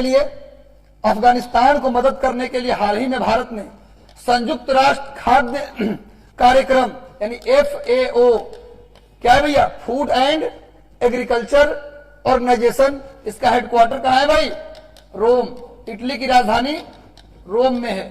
इटली की राजधानी रोम में फूड एंड एग्रीकल्चर ऑर्गेनाइजेशन है। इसी के द्वारा एक कार्यक्रम चलाया जाता है, संयुक्त राष्ट्र खाद्य कार्यक्रम, संयुक्त राष्ट्र खाद्य कार्यक्रम। इसके साथ अफगानिस्तान में खाद्यान्न के वितरण को लेकर एक समझौता ज्ञापन पर हस्ताक्षर किया है। हस्ताक्षर इटली की राजधानी रोम में किया गया है। भारत सरकार ने कहा है कि यह अफगानिस्तान में मानवीय सहायता के लिए क्या है? प्रतिबद्ध है, कटिबद्ध है और डेडिकेटेड है। अफगानिस्तान की जो भी जरूरत होगी इंडिया उसे पूरा करेगा। अफगानिस्तान में जो मानवीय सहायता होगी वो भारत पूरा करेगा। तो खाद्यान्न सहायता के लिए भारत ने किसके साथ हाथ मिलाया है? संयुक्त राष्ट्र खाद्य कार्यक्रम, जो किसका है? फूड एंड एग्रीकल्चर ऑर्गेनाइजेशन का है, जिसके हेडक्वार्टर कहाँ है? रोम में। इटली की राजधानी कहाँ है? रोम। और रोम किस नदी के किनारे है? तो टाइबर। रोम किस नदी के किनारे है जी? टाइबर नदी के किनारे है रोम। रोम टाइबर नदी के किनारे है। लगातार सेशन से जुड़े रहो, सेशन बेहतर लग रहा है, अधिकतम शेयर कर दो। शेयर करना तुम्हारी जिम्मेवारी है। तुम्हारी अगर लगता है मैं मेहनत कर रहा हूं तो सेशन को शेयर कर दो, और सेशन अच्छा लग रहा है तो सेशन को लाइक कर दो सेशन को, ताकि अधिक से अधिक लोगों तक सेशन पहुंचे। चैनल पर नए हो तो सब्सक्राइब कर लो, बेल आइकन दबा दो ताकि अधिकतम नोटिफिकेशन आपको मिल सके। साथ में टेलीग्राम चैनल से जरूर जुड़ जाए ताकि आपको इसका मटेरियल भी मिल जाए। चलिए तो नेक्स्ट आते हैं हम लोग अगले करंट की ओर। माझी वसुंधरा, सामने आप पिक देख रहे हैं, माझी वसुंधरा, जिसका मतलब होता है हमारी धरती, मेरी धरती। माझी वसुंधरा एक प्रोग्राम है महाराष्ट्र सरकार का, महाराष्ट्र गवर्नमेंट का एक प्रोग्राम है माझी वसुंधरा, जिसके लिए यूएनईपी आप जानते हैं, संयुक्त राष्ट्र पर्यावरण कार्यक्रम को शॉर्ट में क्या बोलते हैं? UNEP, United Nation Environment Programme, जिसका हेडक्वार्टर कहाँ है भैया? नैरोबी। स्थापना कब हुआ? 1972। United Nation Environment Programme, headquarter Nairobi, स्थापना 1972। संयुक्त राष्ट्र पर्यावरण कार्यक्रम यूएनईपी ने महाराष्ट्र सरकार के साथ एक समझौता ज्ञापन पर हस्ताक्षर किया है, जिसके अंतर्गत माझी वसुंधरा अभियान को संचालित किया जाएगा। माझी वसुंधरा का मतलब मेरी धरती होता है। संयुक्त राष्ट्र पर्यावरण कार्यक्रम की स्थापना 5 जून 1972 को की गई थी। इसका मुख्यालय केन्या की राजधानी नैरोबी में है। 5 जून को प्रतिवर्ष हम क्या मनाते हैं? तो पर्यावरण दिवस मनाते हैं। तो यूएनईपी ने पूछा जाएगा कि माझी वसुंधरा कार्यक्रम के लिए पहले तो कहां चलाया जा रहा है? महाराष्ट्र में। माझी वसुंधरा मेरी धरती पर्यावरण में सुधार के लिए कहां चलाया जा रहा है मेरे भाई? महाराष्ट्र में। किसने समझौता किया? संयुक्त राष्ट्र पर्यावरण कार्यक्रम ने समझौता किया है। और संयुक्त राष्ट्र पर्यावरण कार्यक्रम का हेडक्वार्टर कहां है? तो नैरोबी में है। इसकी स्थापना कब हुआ? तो 5 जून 1972 को। और 5 जून को हम लोग प्रतिवर्ष क्या मनाते हैं? पर्यावरण दिवस, वर्ल्ड एनवायरमेंट डे मनाते हैं। इसको भी याद रखिए, माझी वसुंधरा। ध्यान रखिए, मैंने पिक दे दिया है ताकि आपको कोई दिक्कत समझने में न हो। अभी देखिए, खांडवा में, मध्य प्रदेश के खांडवा एक जगह है, खांडवा का युद्ध हुआ था, पता आपको? खांडवा का युद्ध हुआ था, कब हुआ था? 1527 में। खांडवा का युद्ध 1527 में हुआ था। किसके बीच? राणा सांगा और बाबर के बीच। राणा सांगा और बाबर के बीच हुआ था खांडवा का युद्ध, जिसे बाबर ने क्या दिया था? जिसे बाबर ने जिहाद कहा था। इस लड़ाई को ही बाबर ने क्या कहा था? जिहाद। पहली बार बाबर ने किस लड़ाई को जिहाद कहा? जल्दी बताओ, किसने कहा जिहाद? बाबर ने। किस लड़ाई को? खांडवा के युद्ध को। तो खांडवा फिर से चर्चा में आ गया मेरे भाई। खांडवा चर्चा में क्यों है? कि भारत का यहाँ पहला बायोमास आधारित, ध्यान रखो, बायोमास आधारित हाइड्रोजन संयंत्र मध्य प्रदेश के कहा लगाया गया है? खांडवा में। बायोमास आधारित हाइड्रोजन संयंत्र। और बता दें कि हाइड्रोजन गैस जो है सबसे शुद्ध हरित ईंधन माना जाता है। इसीलिए भारत सरकार अभी लगातार किस लिए चर्चा में है? भारत सरकार किस लिए चर्चा में है मेरे भाई? हरित हाइड्रोजन, यानी ग्रीन हाइड्रोजन का प्रोडक्शन कैसे किया जाए। अभी मैंने बताया था कि भारत का सबसे बड़ा सोलर एनर्जी पार्क कहां लगाया गया? कच्छ में। सबसे बड़ा सोलर एनर्जी पार्क कहां लगाया गया है? कच्छ में। और कच्छ में वहां से क्या होगा? ग्रीन हाइड्रोजन का उत्पादन होगा। जहां भी सोलर एनर्जी पार्क लग रहा है वहां से ग्रीन हाइड्रोजन के उत्पादन की बात हो रही है। और भारत में चारों तरफ समुद्र है, चारों तरफ पानी ही पानी है, तो हाइड्रोजन के उत्पादन में कोई दिक्कत नहीं है। लेकिन अभी नया बना है बायोमास। बायोमास पर आधारित यह हाइड्रोजन का उत्पादन होगा। इसका पहला संयंत्र मध्य प्रदेश राज्य के खांडवा में लगाया गया है। नोट कर लो। और हाइड्रोजन को सबसे शुद्ध हरित ईंधन भी माना जाता है। अगला कार्यक्रम जो बहुत महत्वपूर्ण है, ध्यान से देखो, ये चलाया गया है किसके द्वारा? किसके लिए? किसके लिए चलाया गया? भिखारियों के लिए और ट्रांसजेंडर के लिए। भिखारियों और ट्रांसजेंडर के लिए चलाया गया प्रोग्राम। देख लो मेरे भाई, स्माइल प्रोग्राम, स्माइल योजना, इसकी शुरुआत किसके द्वारा की गई? सामाजिक न्याय अधिकारिता मंत्री अभी वर्तमान में कौन है? वीरेंद्र कुमार। देखो सामने वीरेंद्र कुमार का चित्र दे दिया है। ये वीरेंद्र कुमार जी मुस्कुरा रहे हैं भाई। सामाजिक न्याय मंत्री है तो मुस्कुराना पड़ेगा इनको। समाज में न्याय कैसे होगा? मुस्कुरा के होगा, दुखी होकर थोड़ा ना होगा। सोशल जस्टिस मिनिस्टर है भैया, सोशल जस्टिस मंत्री हैं वीरेंद्र कुमार। उन्होंने कौन सी योजना शुरू की है मेरे भाई? कौन सी? स्माइल योजना शुरू की है। स्माइल का फुल फॉर्म है क्या? Support for marginalised individual for livelihood and enterprises. एक स्माइल का full form support for marginalised individual for livelihood and enterprises, इसका फुल फॉर्म है। इस योजना में क्या कहा गया भाई? इस योजना में क्या कहा गया? इस योजना में कहा गया कि भाई इसके अंतर्गत हाशिए पर रह रहे लोग, खासकर भिखारी और ट्रांसजेंडर को क्या दिया जाएगा? आजीविका, रोजगार की सुविधा दी जाएगी। किसके अंतर्गत? स्माइल योजना के तहत। और इसका उद्घाटन किसने किया? शुरुआत किसने की? तो मंत्री वीरेंद्र कुमार जी ने इसकी शुरुआत की, जो वर्तमान में सामाजिक न्याय सोशल जस्टिस मिनिस्टर हैं। और शुरू किया गया भिखारियों के लिए और मुख्यतः ट्रांसजेंडर के लिए। चीक माने गाल होता है, सफेद व्हाइट चीक एक बंदर है जिसका पता लगाया गया मकॉक। बंदर की एक प्रजाति है मकॉक, व्हाइट चिक्ड मकॉक। इसका नाम है व्हाइट। सामने फोटो जो देख रहे हैं आप, ये फोटो है व्हाइट चिक्ड मकॉक का। देखिए अरुणाचल प्रदेश में इसको खोजा गया है। अरुणाचल प्रदेश में सफेद गालों वाला बंदर, सफेद गालों वाला बंदर का खोज किया गया है अरुणाचल प्रदेश में। उसका चित्र मैंने दे दिया, आप देख सकते हैं इनके चित्र को, है ना? आप इनके साथ एक सेल्फी भी ले सकते हैं, कोई दिक्कत नहीं है। तो भाई हाल ही में अरुणाचल प्रदेश में व्हाइट चिक्ड मकॉक का पता लगाया गया है। अरुणाचल प्रदेश की राजधानी कहां है भाई? ईटानगर। ईटानगर इसकी राजधानी है। और हाल ही में कल का करंट, अगर आपको याद हो, कल या परसों, मुझे ध्यान नहीं आ रहा है, अभी सबसे ऊंचाई पर मुख्यमंत्री वहां के पेमा खांडू हैं, उनके द्वारा देश के सबसे ऊंचाई पर क्या फहराया गया है? तिरंगा झंडा। मैंने बताया था पेमा खांडू ने देश में सबसे ऊंचाई पर तिरंगा फहराया है।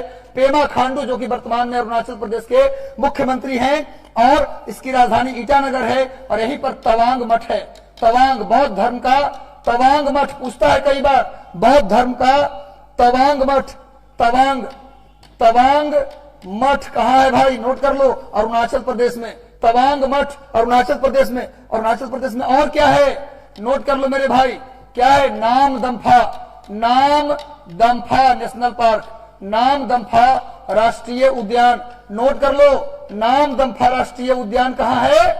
तो ये भी कहा है भैया, अरुणाचल प्रदेश में। और यहां पर नामचा बरुआ पीक है। नामचा बरुआ एक चोटी है हिमालय की, जो पूरे नॉर्थ ईस्ट की सबसे ऊंची चोटी है। पूरे सेवन सिस्टर की, पूरे नॉर्थ ईस्ट की जो 7 राज्य हैं, उनकी सबसे ऊंची चोटी कौन है मेरे भाई? तो नामचा बरुआ, ये भी अरुणाचल प्रदेश में है। नामदफा राष्ट्रीय उद्यान कहाँ है? अरुणाचल प्रदेश में। तवांग मठ कहाँ है? अरुणाचल प्रदेश में। और राजधानी कहाँ है? ईटानगर। अब मुख्यमंत्री कौन है? पेमा खांडू। याद रखिएगा, बहुत इंपॉर्टेंट करंट हो रहा है। सेशन को शेयर नहीं किए तो बहुत गलत बात है।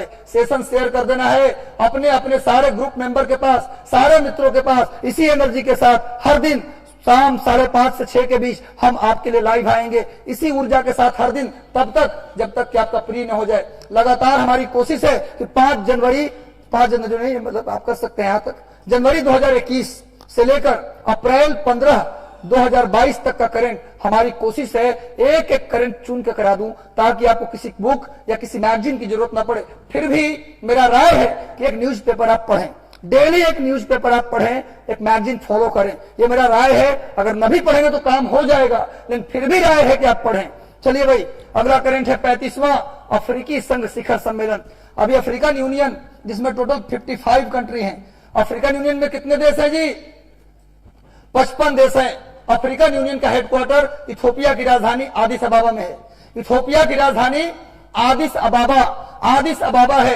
ये अफ्रीकी संघ का मुख्यालय है, अफ्रीकन यूनियन का मुख्यालय है।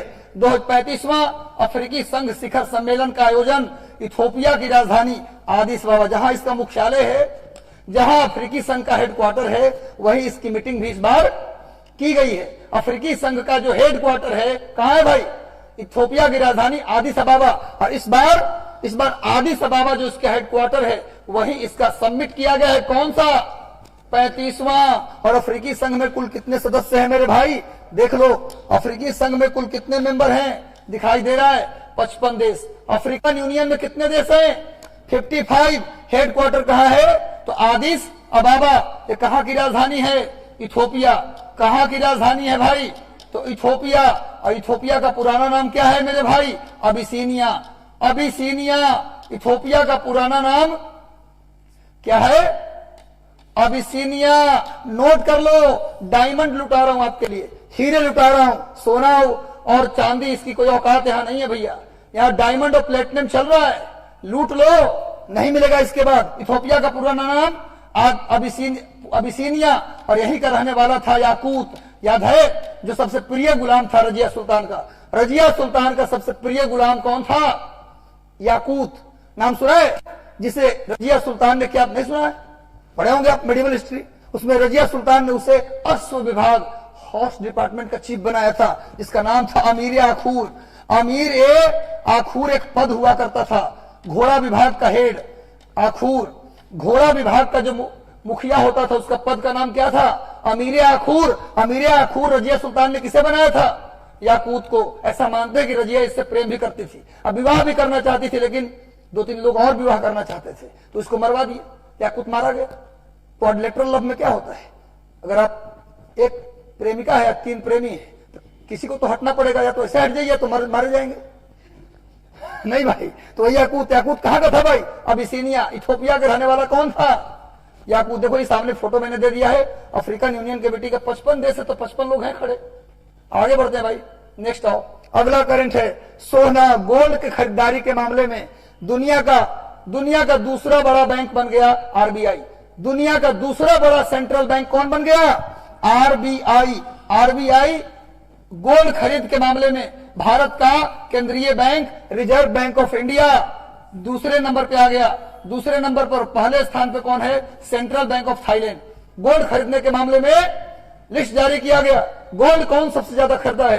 तो भैया सेंट्रल बैंक ऑफ थाईलैंड, इसने सबसे ज्यादा गोल्ड खरीदा है। और दूसरा नंबर भारतीय सेंट्रल बैंक कौन है? आरबीआई। आरबीआई की स्थापना 1 अप्रैल 1935 को की गई थी। और इसको नेशनलाइज, इसे राष्ट्रीयकरण 1949 में किया गया था। राष्ट्रीयकरण आरबीआई का नेशनलाइजेशन कब किया गया? 1949 में। स्थापना कब की गई? 1 अप्रैल 1935 को। इसके पहले गवर्नर कौन थे? Sir Osborne Smith. Sir Osborne Smith इसके पहले गवर्नर थे। अब पहले भारतीय गवर्नर पूछे तो होगा सीडी देशमुख। सीडी देशमुख जो बाद में भारत के वित्त मंत्री भी रहे, सीडी देशमुख जो बाद में भारत के फाइनेंस मिनिस्टर भी रहे। आजादी के बाद जो पहला आम चुनाव हुआ तो नेहरू का जो मंत्रिमंडल बना उसमें वित्त मंत्री कौन थे? सीडी देशमुख। आजादी के बाद नहीं, जो संविधान बनने के बाद पहला आम चुनाव हुआ 1951-52 में, उसमें प्रधानमंत्री कौन बने? नेहरू। उसके वित्त मंत्री कौन थे? सीडी देशमुख। यानी कि संविधान के बनने के बाद पहला बजट किसने पेश किया? सीडी देशमुख। नोट कर लीजिएगा। हाँ, जन्मदिन के दिन बजट कौन पेश किए? तो मोरारजी देसाई। याद रखिएगा आप लोग। कब बना आरबीआई? 1 अप्रैल 1935 को। कब हुआ नेशनलाइज? 1949 में। पहले गवर्नर कौन थे? Sir Osborne Smith. और पहले भारतीय गवर्नर कौन थे? सीडी देशमुख। और नेहरू मंत्रिमंडल में संविधान बनने के बाद जो पहला आम चुनाव हुआ उसके वित्त मंत्री भी कौन थे? सीडी देशमुख। नोट कर लो। और उसको गोल्ड खरीदने में आरबीआई का दूसरा स्थान है और पहला स्थान सेंट्रल बैंक ऑफ थाईलैंड का है। थाईलैंड की राजधानी बैंकॉक। थाईलैंड की राजधानी कहां है जी?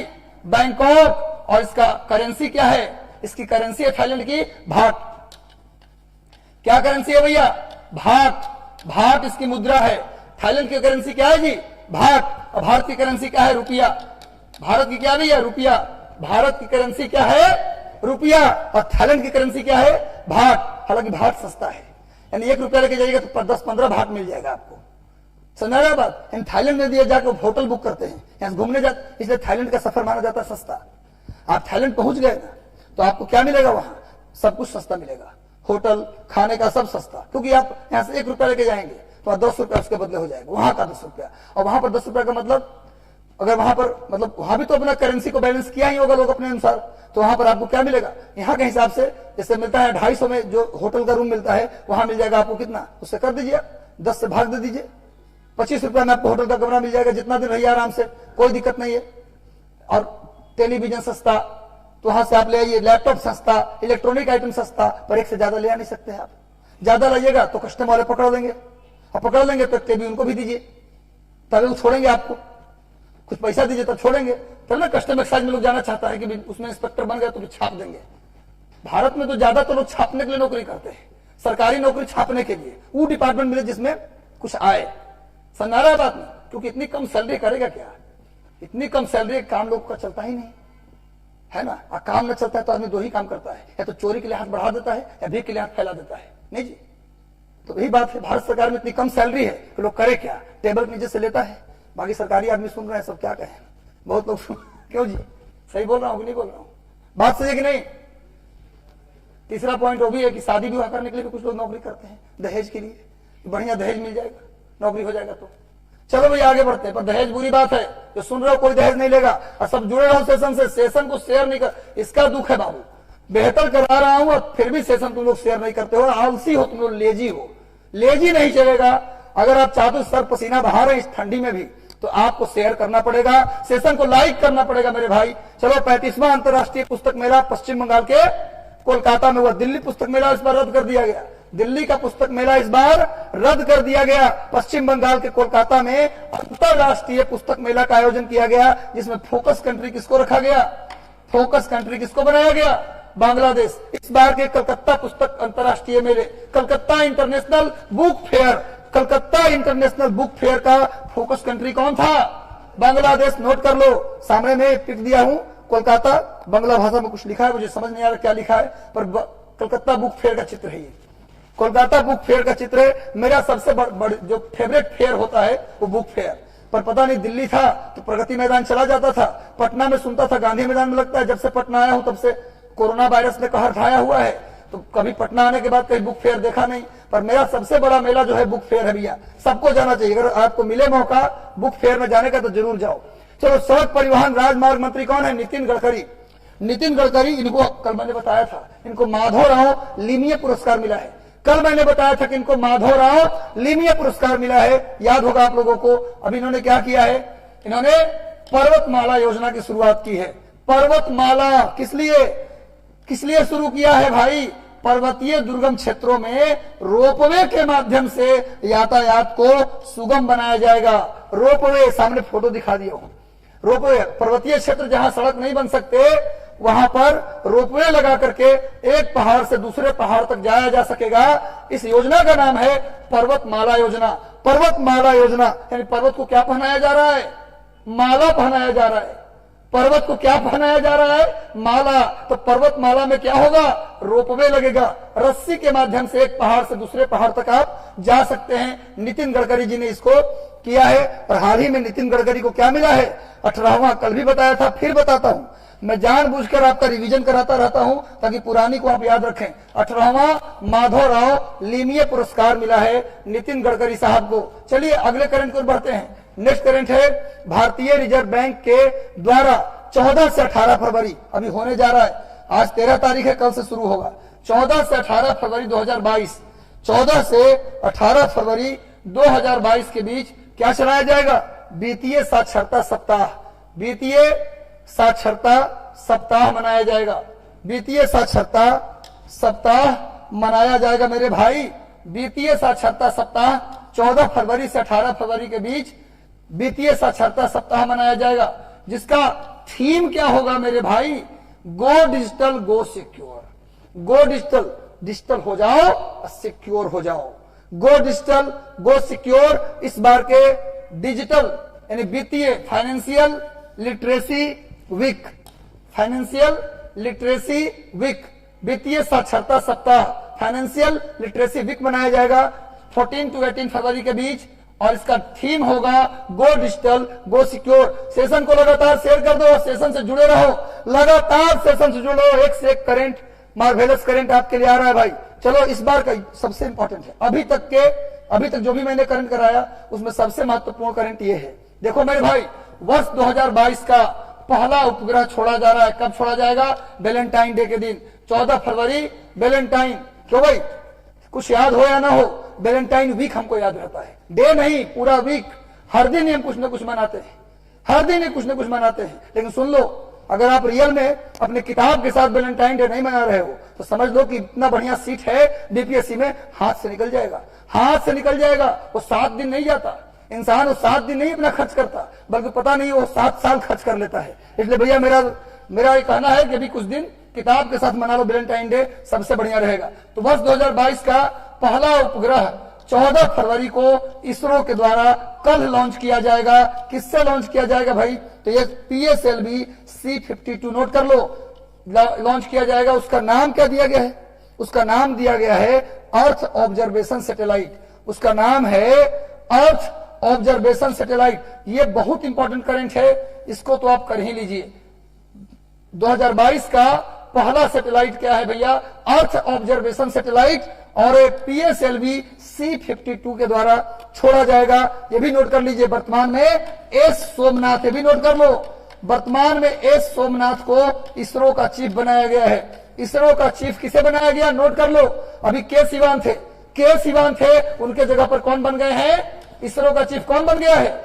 एस सोमनाथ बन गए हैं। इसरो का स्थापना 15 अगस्त 1969 को किया गया था। नोट कर लो, इसरो के स्थापना 15 अगस्त 1969। एस सोमनाथ 10वें अध्यक्ष हैं, इसरो के 10वें अध्यक्ष एस सोमनाथ। नोट कर लो, एस सोमनाथ इसरो के कैवें अध्यक्ष हैं?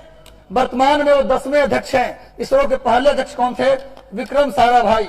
विक्रम साराभाई इसरो के पहले अध्यक्ष कौन थे? विक्रम साराभाई। नोट कर लो, जो करा रहा हूं ये मान के चलो कि आपकी बीपीएससी के लिए, यूपीपीसीएस के लिए और आईएएस के लिए मील का पत्थर साबित होगा। बस करंट का सेशन फॉलो करो, मैं बता रहा हूं, गारंटी लेता हूं, इससे बाहर नहीं जाएगा। इसरो के पहले अध्यक्ष विक्रम साराभाई और दूसरे अध्यक्ष थे सतीश धवन। सतीश धवन, नोट कर लो, इसरो के दूसरे अध्यक्ष कौन थे? तो सतीश धवन। इसरो के जो दूसरे अध्यक्ष थे उनका नाम था सतीश धवन। सतीश धवन साहब थे। इसरो के पहले अध्यक्ष विक्रम साराभाई और दूसरे अध्यक्ष सतीश धवन। अभी 10वें अध्यक्ष कौन है? एस सोमनाथ। इससे पहले 9वें अध्यक्ष कौन थे? के सिवान। और सुन लो, मैं सतीश धवन का नाम क्यों लिखा हूं पता है? भारत का जो पहला सैटेलाइट आर्यभट्ट छोड़ा गया था 1975 में, वो उस समय इसरो के चीफ कौन थे? सतीश धवन। सतीश, भले ही इसरो की स्थापना विक्रम साराभाई के प्रयास से हुआ और पहले अध्यक्ष कौन बने? विक्रम साराभाई। भले ही बने, लेकिन किस्मत खराब था, 1971 में मर गए। 1971 में विक्रम साराभाई का डेथ हो जाता है। जिस सपना को लेकर वो आए थे, लेकिन वो सपना ईश्वर की मर्जी पूरा नहीं हो पाया, इनका डेथ हो गया। और कौन पूरा हुआ किसके समय में? तो सतीश धवन। भारत का पहला सैटेलाइट आर्यभट्ट छोड़ा गया था सतीश धवन के नेतृत्व में, और दूसरा सैटेलाइट भास्कर। भारत का पहला सैटेलाइट जो गया अंतरिक्ष में, उसका नाम लिख लो, आर्यभट्ट प्रथम, और दूसरा सैटेलाइट का नाम था भास्कर। दूसरे सैटेलाइट का नाम था भास्कर। तो सेशन के साथ जुड़ जाओ और सेशन को शेयर कर दो, सारे व्हाट्सएप ग्रुप पर एक बार दोबारा शेयर कर दो। और सेशन अच्छा लग रहा है तो सभी लोग लाइक बटन दबा दो, लाइक बटन दबा दो, ताकि मुझे लगे कि मैं बेहतर करा रहा हूं। और कोई अगर मेरे लिए कोई सजेशन हो तो वो भी लिख के दे सकते हो आप। तो कल से बिहार स्पेशल भी 10 करंट हम डालने जा रहे हैं, चिंता मत करो, हर लेवल पे आपको तैयार करेंगे। तो PSLV C52 से EOS यानी earth observation satellite 4th number का है, 3 छूट चुका है, ये 4थे नंबर का है। धरती पर क्या किया जाएगा? 14 फरवरी को भेज करके सभी पार्कों का अवलोकन करवाया जाएगा। क्या हो रहा है किस पार्क में, नहीं आगे आइए। नेक्स्ट, हाल ही में SSC, ये तो उतना ज्यादा इंपॉर्टेंट नहीं पर लिख लीजिए, SSC के स्टाफ सिलेक्शन कमीशन के चेयरमैन बने हैं एस किशोर। नोट कर लीजिए, एस किशोर जी SSC के चेयरमैन बने हैं। SSC स्टाफ सिलेक्शन कमीशन के चेयरमैन कौन बने हैं? एस किशोर। नोट कर लीजिए, एस किशोर SSC के चेयरमैन बने हैं। अगले करंट पर हम लोग बढ़ते हैं। विक्रम साराभाई, देखो आ गया, फिर से आ गया, तो सामने विक्रम साराभाई का पिक भी आ गया। जिनके सपनों ने इसरो की स्थापना करवाई थी, वो विक्रम साराभाई यही है। विक्रम साराभाई, इनसे क्या करंट है भाई? इनके नाम से क्या है भैया? इनके नाम से नहीं, इनके नाम से एक रॉकेट प्रक्षेपण केंद्र है केरल के त्रिवेंद्रम, उसकी राजधानी है। त्रिवेंद्रम में एक जगह थुम्बा, केरल के त्रिवेंद्रम के निकट थुम्बा में क्या है? विक्रम साराभाई अंतरिक्ष केंद्र है। विक्रम साराभाई अंतरिक्ष केंद्र पूछा जाए कहां है? Vikram Sarabhai rocket launching centre कहां है भैया? रॉकेट डेवलपमेंट सेंटर कहां है? तो केरल के थुम्बा में है। केरल के थुम्बा में है, जो विक्रम साराभाई के नाम पर है। उसके नए निदेशक, उसके नए डायरेक्टर बनाए गए हैं। कौन बनाए गए? उन्नीकृष्णन, डॉक्टर S उन्नीकृष्णन बनाए गए हैं। किसके? विक्रम साराभाई स्पेस सेंटर, जो मुख्यतः रॉकेट लॉन्चिंग सेंटर है। कहां है भैया? केरल के त्रिवेंद्रम के निकट थुम्बा में है। थुम्बा, और थुम्बा में जो विक्रम साराभाई स्पेस सेंटर है, उसके निदेशक बनाए गए हैं डॉक्टर S उन्नीकृष्णन। ये विक्रम साराभाई का पिक है, ये उन्नीकृष्णन का पिक नहीं है, ध्यान दीजिएगा। और सुन लो मेरी बात, अभी जो मास्टर कंट्रोल फैसिलिटी है, इसरो का जो मास्टर कंट्रोल फैसिलिटी है, वो 2 जगहों पर है भारत में। एक कर्नाटक के हासन में है और एक मध्य प्रदेश के भोपाल में है। मास्टर कंट्रोल फैसिलिटी नोट कर लो, इसरो के ISRO के मास्टर कंट्रोल फैसिलिटी, इसरो के मास्टर कंट्रोल फैसिलिटी 2 जगह पे है, नोट कर लो।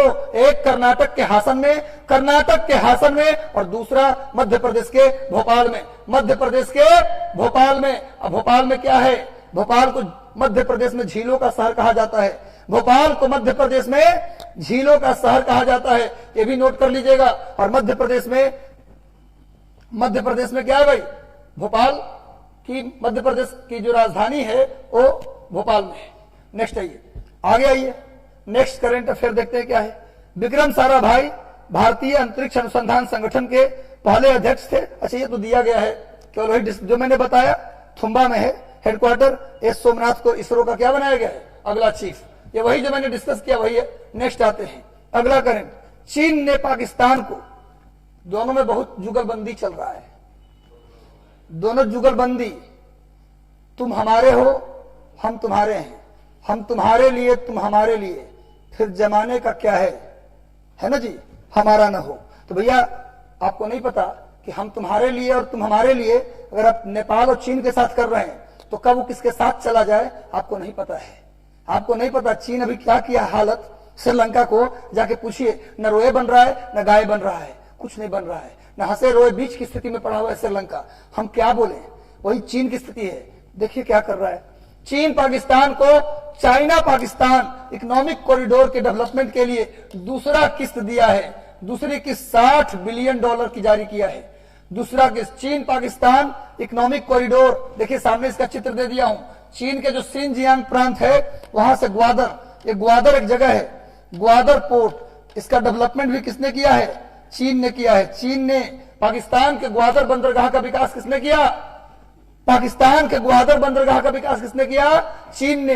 ये आज नहीं, बहुत पहले से इसका डेवलपमेंट चल रहा है। ये तो दूसरा किस्त है, ये तो दूसरा किस्त जारी किया है कि और बढ़िया से रोड को दुरुस्त कर दो। ये कहां से जाता है मेरे भाई? देख लो, ये विवादित जगह से जाता है। भारत इसके लिए आपत्ति जताया है। यहां पर देख लो, ये पाकिस्तान ऑक्युपाइड कश्मीर है, ये पाकिस्तान ऑक्युपाइड कश्मीर है। और ये जो चाइना पाकिस्तान इकोनॉमिक कॉरिडोर है ना, वो गुजरता है कहां से? पाकिस्तान ऑक्युपाइड कश्मीर के हिस्सा से। पाकिस्तान ने जिस कश्मीर पर कब्जा जमाया है वो चीन को दे दिया, क्या बनाने के लिए? कि आप सड़क बना लीजिए।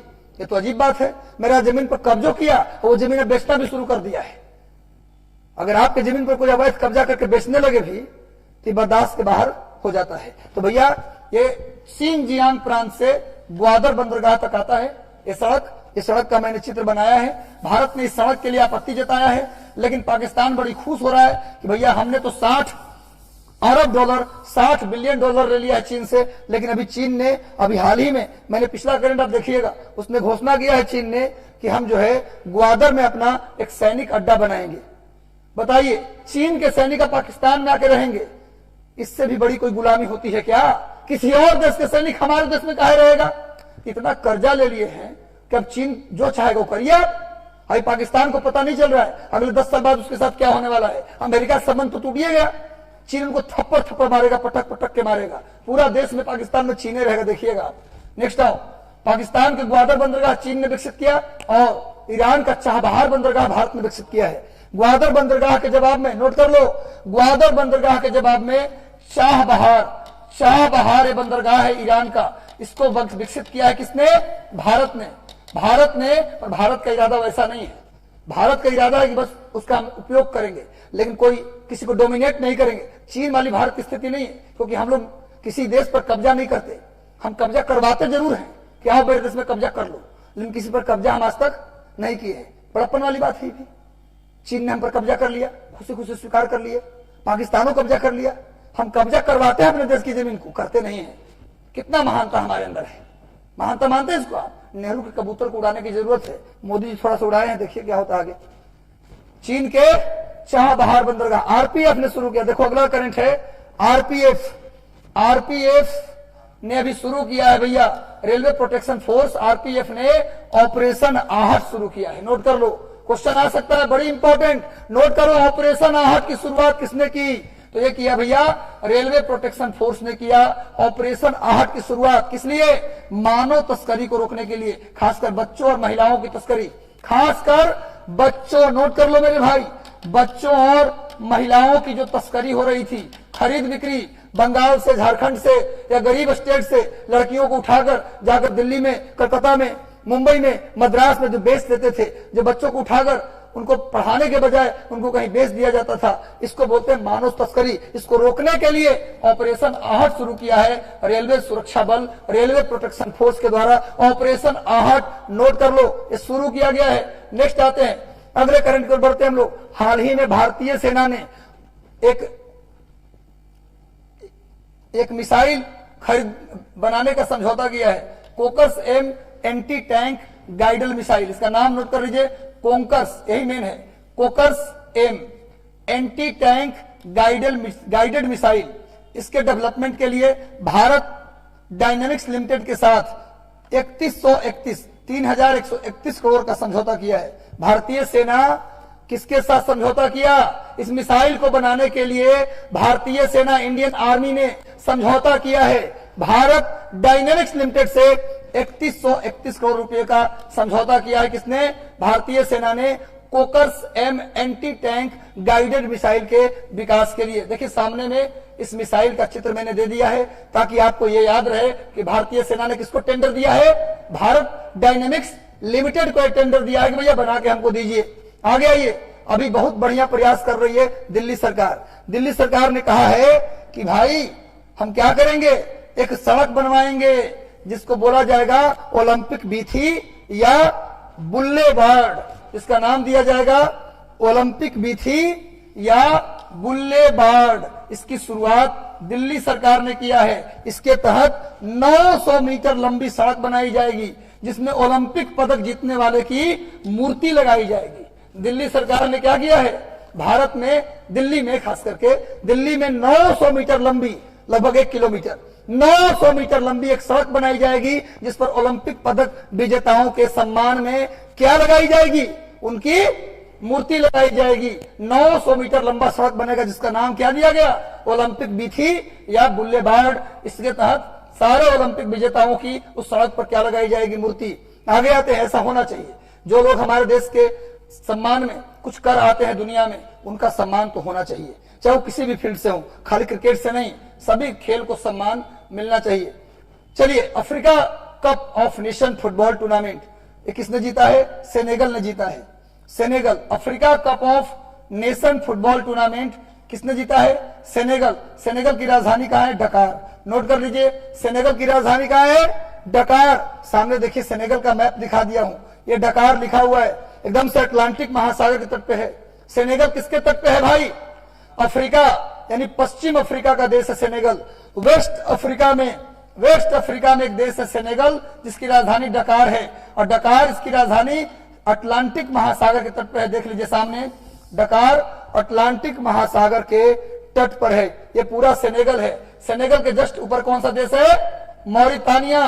सेनेगल के जस्ट ऊपर कौन सा देश है, मॉरिटानिया। और उसके बाद देखें, सेनेगल के इस तरफ कौन सा देश है, माली। और सेनेगल के नीचे आइएगा तो क्या है भैया, गिन्नी बिसाऊ इसकी राजधानी है। इसके बाद गिन्नी जिसको बोलते हैं हम लोग, गिन्नी बिसाऊ इसकी राजधानी है।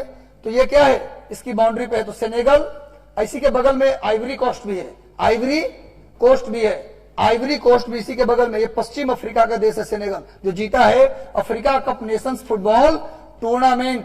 आगे आते हैं, नेक्स्ट करंट हम लोग बढ़ते हैं। One nation one ration card को लागू करने वाला छत्तीसगढ़ कैसा राज्य बन गया है, 35वां राज्य। छत्तीसगढ़ में कांग्रेस की सरकार है ना, छत्तीसगढ़ में भूपेश बघेल है, कांग्रेस की सरकार है भाई। तो बीजेपी के प्लान हम कैसे लागू कर दें, बढ़िया भी है तो ना लागू करेंगे, सब कर लेगा तो देखेंगे। तो भैया यहां तो बदले की भावना से काम किया जाता है ना। One nation one ration card कितना बढ़िया योजना है।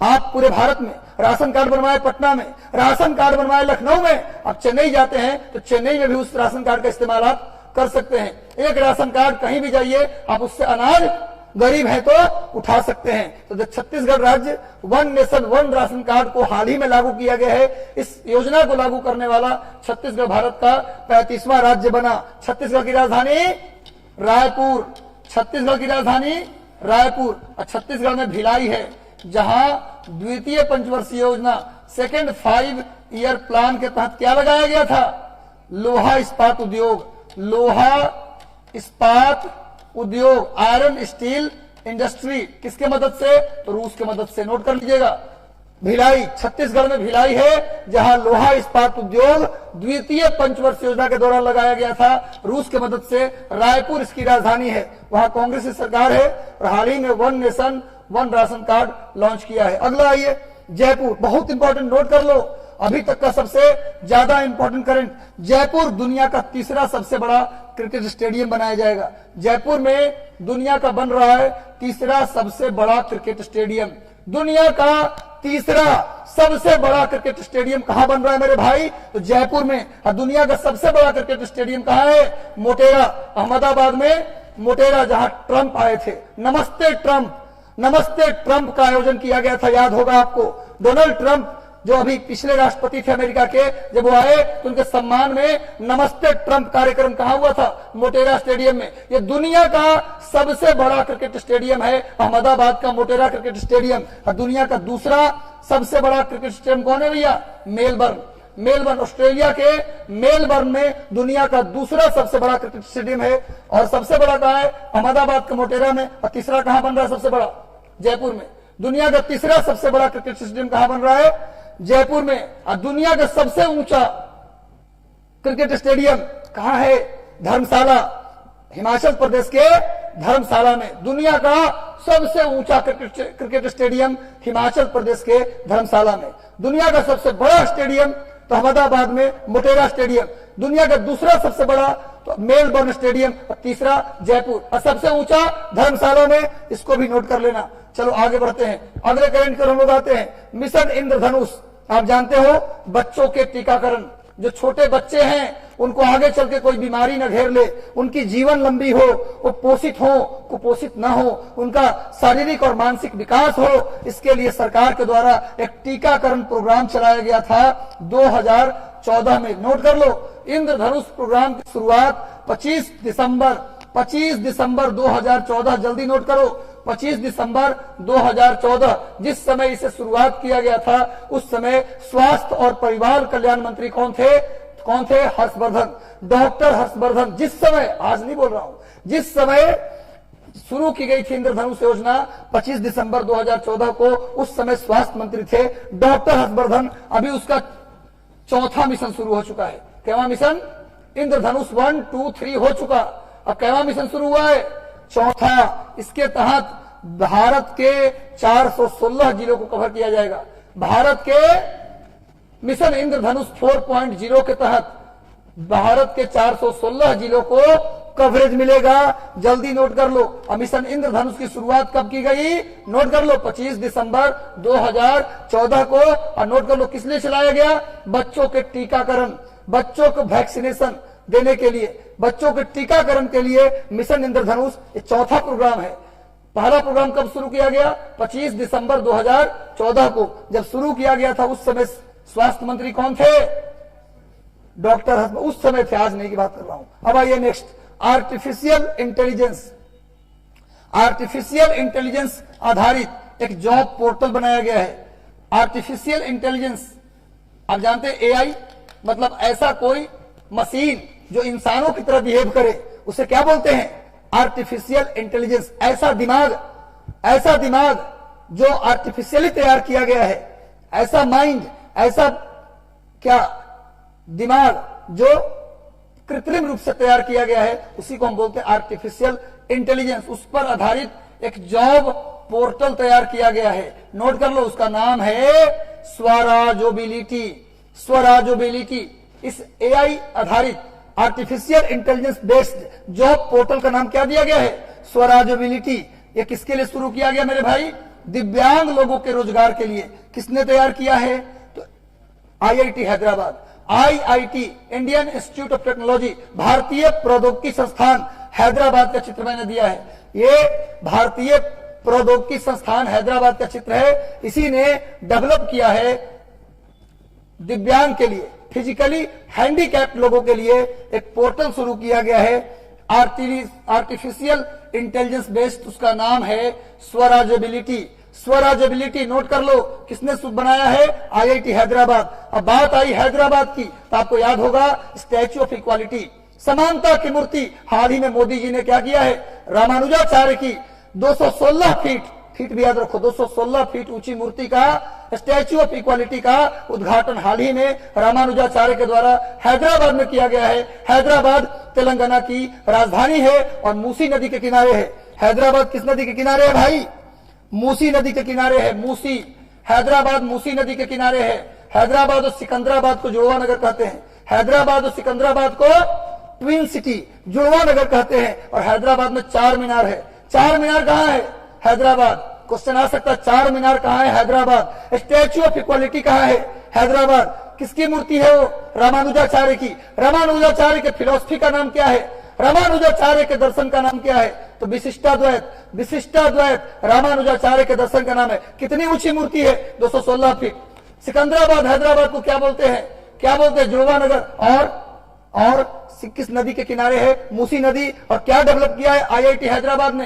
क्या डेवलप किया है? एक आर्टिफिशियल इंटेलिजेंस आधारित एक जॉब पोर्टल स्वराजोबिलिटी डेवलप किया है। नोट कर लीजिए। आगे आइए, नेक्स्ट करंट अफेयर आते हैं। इंदौर की, नेक्स्ट आइए, इंदौर की कार्बन क्रेडिट पर काम करने वाली एक कंपनी है। इंदौर हमेशा चर्चा में रहता है। इंदौर में कार्बन क्रेडिट पर एक कंपनी काम करती है, उसका नाम है एनकिंग इंटरनेशनल डीकेआई एनर्जी सर्विसेज उसकी नाम है। उस कंपनी का नाम है, इंदौर में काम करती है कंपनी जो किस पर काम करती है, क्रेडिट पर, कार्बन क्रेडिट, इस पर काम करती है। इसका नाम है एनकिंग इंटरनेशनल डीकेआई एनर्जी सर्विसेज।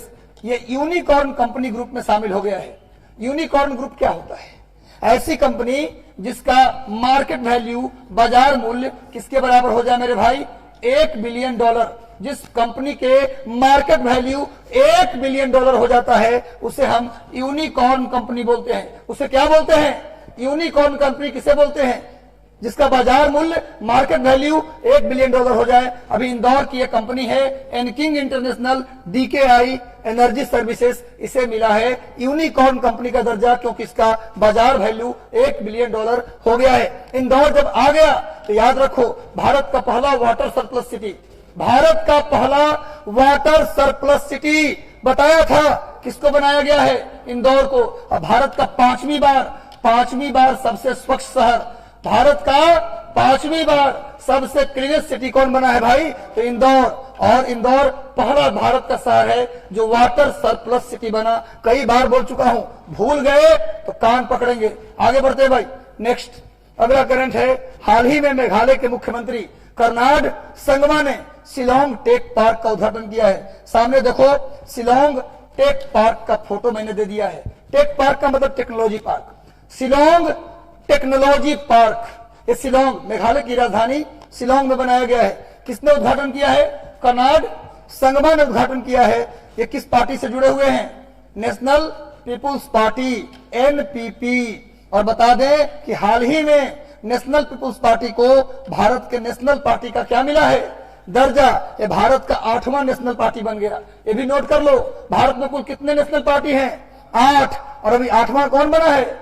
तो नेशनल पीपुल्स पार्टी, उसी के नेता हैं कर्नाड संगमा, जो वर्तमान में मेघालय के चीफ मिनिस्टर हैं। उन्होंने शिलोंग टेक पार्क का उद्घाटन किया है। नोट कर लो, कुछ देर पहले मेघालय के बारे में डिटेल मैंने बताया, उसको भी देख लीजिएगा आप लोग। तो लगातार सेशन को शेयर कर दे, सेशन के साथ जुड़े रहे। और अच्छा लग रहा हो सेशन तो लाइक कर दो, अच्छा लग रहा हो सेशन तो लाइक कर दो।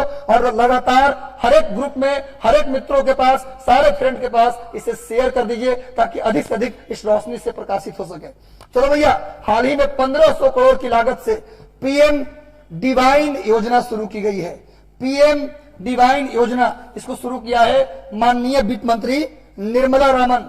माननीय वित्त मंत्री निर्मला रामन, सबसे योग्य होनहार महिला वित्त मंत्री निर्मला सीतारमन जी के द्वारा पीएम प्रधानमंत्री डिवाइन योजना। डिवाइन का मतलब होता है डेवलपमेंट इनिशिएटिव, डी भी का मतलब डेवलपमेंट, आई का मतलब इनिशिएटिव, एनी का मतलब नॉर्थ ईस्ट, एनी का मतलब नॉर्थ ईस्ट, और नॉर्थ ईस्ट का मतलब 7 सिस्टर, मतलब कौन कौन? अरुणाचल प्रदेश, नागालैंड, मणिपुर, मिजोरम, असम, त्रिपुरा, मेघालय, सिक्किम, इनको बोला जाता है नॉर्थ ईस्ट।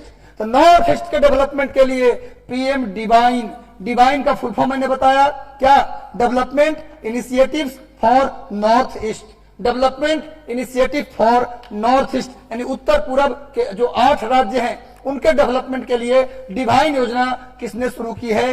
तो निर्मला सीतारमन में। जब से मोदी जी प्रधानमंत्री बन के आए तब से नॉर्थ ईस्ट और कश्मीर के विकास पर ज्यादा फोकस किया जा रहा है, और होना भी चाहिए था। जो स्टेट आपका विवाद में है अन्य देशों के साथ, उसका विकास तो आपको करना ही पड़ेगा, वरना वहां के लोग का समर्थन जब तक आपको नहीं मिलेगा आप उसे अपने साथ जोड़ के नहीं रख सकते। यानी किसी भी राज्य को जोड़ के रखना है तो वहां के लोगों को विश्वास में लेना जरूरी होगा। और विश्वास कब बनेगा? जब उनका डेवलपमेंट होगा। आगे आओ भैया, बीजिंग में आरंभ हो रहे शीतकालीन ओलंपिक, कई बार बोल चुका हूं मेरे भाई, बीजिंग में जो शीतकालीन ओलंपिक, इसका हाल ही में भारत ने राजनयिक बहिष्कार किया है। पता है आपको? राजनयिक बहिष्कार किया है। क्यों? एक सैनिक जो गलवान घाटी में जिम्मेवार था भारतीय सैनिक पर हमले के, उस सैनिक का नाम बताओ। अगर पढ़ते हो तो नाम बताओ, कौन सी सैनिक है? क्या नाम है? छी फपाओ, उसका नाम था छी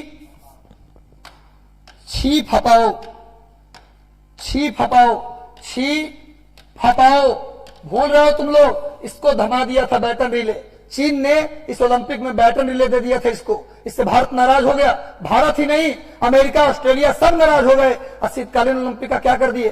बहिष्कार। लेकिन हमारे खिलाड़ी वहां शामिल हो रहे हैं। तो शीतकालीन बीजिंग शीतकालीन ओलंपिक में भारत का जो ध्वजवाहक है, भारतीय दल का जो नेतृत्व कर रहे हैं, वो कौन कर रहे हैं? आरिफ खान। नोट कर लो, शीतकालीन बीजिंग ओलंपिक में भारत का नेतृत्व कौन कर रहे हैं मेरे भाई?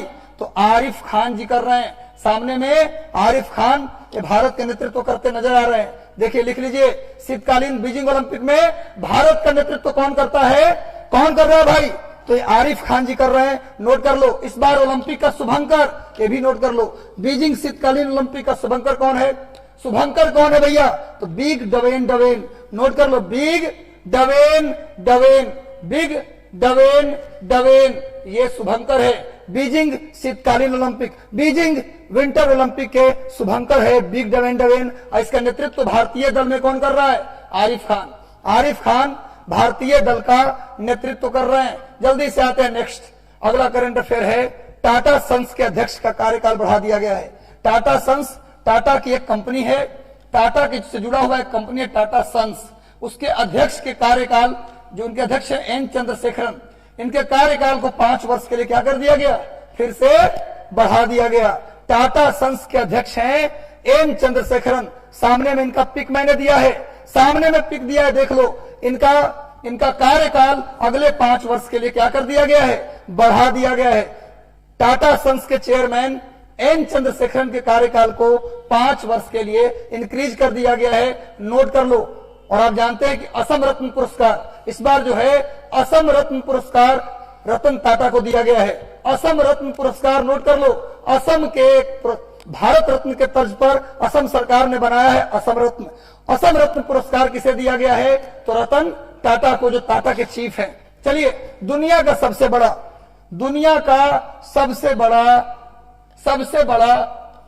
इग्लू कैफे, देखो सामने में मैंने चित्र दे दिया है। इग्लू कैफे, जिसे स्नो ग्लू के नाम से भी जानते हैं, जम्मू कश्मीर के गुलमर्ग में स्थापित किया गया है। नोट कर लो, दुनिया का सबसे बड़ा इग्लू कैफे स्नो ग्लू के नाम से उसे जानते हैं। उसको कहां बनाया गया है?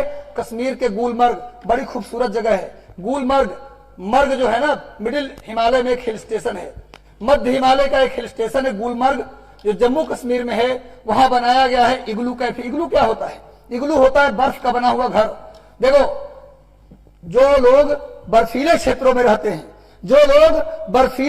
रहते हैं, वो बर्फ से अपना घर का निर्माण करते हैं, उसी घर को हम लोग इग्लू कहते हैं। जिस गाड़ी से वे चलते हैं उसको कहा जाता है स्लेज। नोट कर लो, बर्फीले क्षेत्रों के लोग जिस गाड़ी से चलते हैं उसको बोला जाता है स्लेज। और जिस नाव का प्रयोग करते हैं उसको बोलते हैं औका, या कहीं कहीं बोलते हैं कयाक। बर्फीले लोग जिस नाव का प्रयोग करते हैं उसको औका या कयाक बोलते हैं। जिस गाड़ी से चलते हैं उसको बोलते हैं स्लेज। जिस गाड़ी से चलते हैं उसको बोला जाता है स्लेज। और जिस नाव में चलते हैं उसको बोलते हैं औका या कयाक। और जिस बर्फ के घर में वो रहते हैं उसे बोला जाता है इग्लू। तो जम्मू कश्मीर में गुलमर्ग में दुनिया का सबसे बड़ा इग्लू कैफे खोला गया है, जिसका नाम है स्नो ग्लू, याद रखिएगा। और जम्मू कश्मीर राज्य पुनर्गठन विधेयक 2019 में पारित किया गया, जिसके तहत जम्मू कश्मीर को राज्य का दर्जा छीन लिया गया और उसे 2 केंद्र शासित प्रदेश में बांट दिया गया, एक जम्मू कश्मीर और दूसरा लद्दाख। आगे आइए, दुनिया का सबसे बड़ा आइस कैफे का चित्र मैंने दे दिया है। आगे आइए, आप जानते हैं कि हाल ही में जम्मू कश्मीर में एक पर्व भी मनाया गया है, उसका नाम है कंचोथ पर्व। जम्मू कश्मीर में क्वेश्चन आ जाएगा कि कंचोथ पर्व कहां मनाया जाता है? तो हाल ही में कंचोथ पर्व मनाया गया है जम्मू कश्मीर में। यह महिलाओं से जुड़ा हुआ त्योहार है। सामने देखिए, मैंने चित्र लिया है, देखिए जम्मू कश्मीर की महिलाओं के द्वारा कंचोथ पर्व का सीन है। ये कंचोथ त्योहार है जो मनाया गया है जम्मू कश्मीर में। ये महिलाओं से जुड़ा हुआ त्योहार है कंचोथ त्योहार। और आप जानते हैं कि जम्मू कश्मीर का जो लोक नृत्य है उसका नाम है रऊफ। जम्मू कश्मीर के लोक नृत्य, लिख लो अपने से, लिख लो भाई, जम्मू कश्मीर के लोक नृत्य को क्या कहा जाता है? रऊफ। ये कई बार पूछा गया है, रऊफ नृत्य कई बार पूछा गया है। जम्मू कश्मीर के लोक नृत्य है रऊफ और यहाँ के त्योहार है कंचोथ। नोट कर लो मेरे भाई। और इसमें और क्या है देख लेते हैं। जम्मू कश्मीर में डाची गांव नेशनल पार्क है।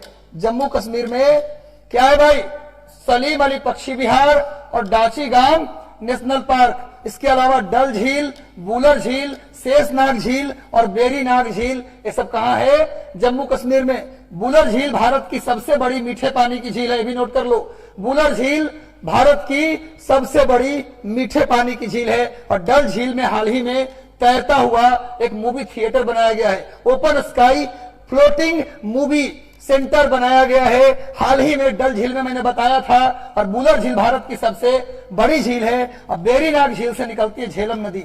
बेरीनाग झील से क्या निकलती है भैया, झेलम नदी। झेलम नदी निकलती है बेरीनाग झील से।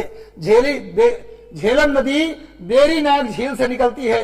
डल झील में क्या बनाया गया है, open sky movie theatre, floating movie theatre बनाया गया है। कहा, डल झील में। वूलर झील भारत की सबसे बड़ी मीठे पानी की झील है। और सलीम अली पक्षी विहार, सलीम अली पक्षी विहार और डाची गांव अभयारण्य, ये दोनों कहां है मेरे भाई, जम्मू कश्मीर में। कंफ्यूज मत करना, सलीम अली अभयारण्य पूछे तो गोवा में है, सलीम अली अभयारण्य पूछे तो कहां है, गोवा में। लेकिन सलीम अली पक्षी विहार बर्ड सेंचुरी पूछे तो ये कहां है, जम्मू कश्मीर में। दोनों में अंतर है। और डाची गांव भी जम्मू कश्मीर में है। डल झील में ओपन स्काई मूवी थिएटर खोला गया। और वूलर झील में दुनिया का, भारत का सबसे बड़ा मीठे पानी की झील है। अब बेरीनाग झील से कौन नदी निकलती है, झेलम नदी। और देख लो, श्रीनगर, जम्मू कश्मीर की राजधानी श्रीनगर झेलम नदी के किनारे है। और झेलम नदी भारत के एकमात्र ऐसी नदी है जो भारत और पाकिस्तान की सीमा बनाती है। नोट कर लो, झेलम नदी भारत की एकमात्र ऐसी नदी है जो भारत पाकिस्तान की बाउंड्री बनाती है। एकमात्र नदी कहां से निकलती है, बेरीनाग झील से। और झेलम नदी पर तुलबुल परियोजना है, नोट कर लो। झेलम नदी पर कौन सी परियोजना है मेरे भाई, तुलबुल डैम। झेलम नदी पर कौन सा डैम है, तुलबुल डैम। झेलम नदी पर तुलबुल डैम है, ये भी नोट कर लो। बेरीनाग झील से निकलती है झेलम। और झेलम एकमात्र नदी है जो भारत पाकिस्तान की सीमा बनाती है। और भारत की सबसे बड़ी मीठे पानी की झील वूलर। और भारत की सबसे बड़ी खारे पानी की झील तो है चिल्का। लेकिन अगर देश के अंदर पूछे तो सांभर। देश के अंदर पूछे तो सांभर। कंचोत त्योहार कहां मनाया गया, तो मनाया गया जम्मू कश्मीर में। वहां के नृत्य का नाम क्या है, रऊफ। याद करना, जो बोल रहा हूं याद कर लो, क्योंकि ये निकल रहा है, जो निकल रहा है वो प्रश्न निकल रहा है बीपीएससी का। आगे आओ, EIU, इसका फुल फॉर्म है the economic intelligence unit. The economic intelligence unit एक संस्था है जिसके द्वारा डेमोक्रेसी इंडेक्स जारी की जाती है। लोकतंत्र सूचकांक पूछेगा, कौन जारी करता है, द इकोनॉमिक इंटेलिजेंस यूनिट। एक यूपीएससी 2016 में पूछा था क्वेश्चन, कौन जारी करता है लोकतंत्र सूचकांक, कौन जारी करता है, तो द इकोनॉमिक इंटेलिजेंस यूनिट जारी करता है। अभी 165 देशों की सूची में भारत को इसमें 46वां स्थान मिला है। नॉर्वे इसमें पहले स्थान पर है। नोट कर लो, लोकतंत्र सूचकांक में भारत को मिला है 46वां स्थान, नॉर्वे को मिला है पहला स्थान। ये रोज शाम 5:30 से 6 के बीच हम डेली करंट का ये सीरीज लाते हैं। सेशन के साथ बने रहिए, हम लाएंगे 15-20 अप्रैल तक इस सेशन को लाएंगे। मेरी कोशिश है कि जनवरी 2021 से 15 अप्रैल 2022 तक का करंट एक करंट चुन के करा दूं।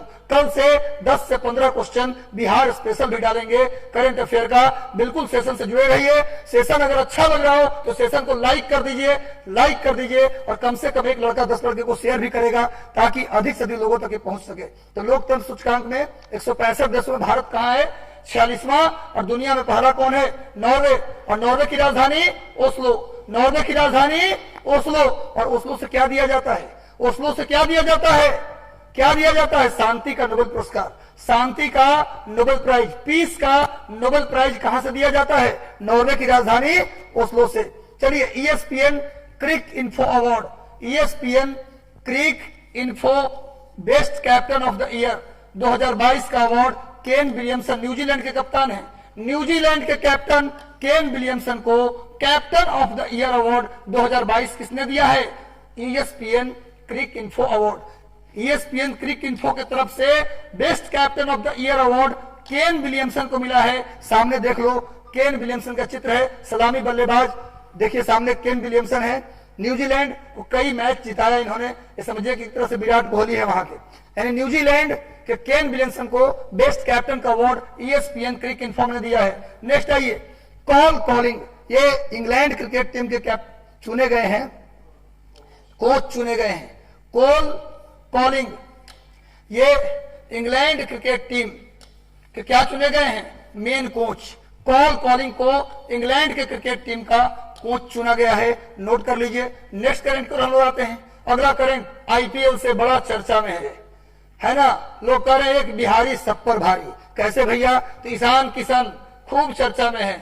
ईशान किशन नवादा जिले के रहने वाले हैं, बिहार से। ईशान किशन जी को सबसे बड़ा बोली लगा है इनका। आईपीएल इंडियन प्रीमियर लीग की कल बोली लगाई गई, जिसमें सबसे महंगे खिलाड़ी कौन बन गए? ईशान किशन। मुंबई इंडियन ने इनको खरीदा है। ईशान किशन को किसने खरीदा है भाई? मुंबई इंडियन ने 15.25 करोड़, यानी 15.25 करोड़ रुपया इनकी बोली लगाई गई है। इतना करोड़ रुपया इनको मिलेगा इस खेल के लिए। मिलेगा क्यों नहीं?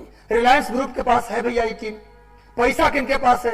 रिलायंस ग्रुप के पास तो देंगे ही, है ना।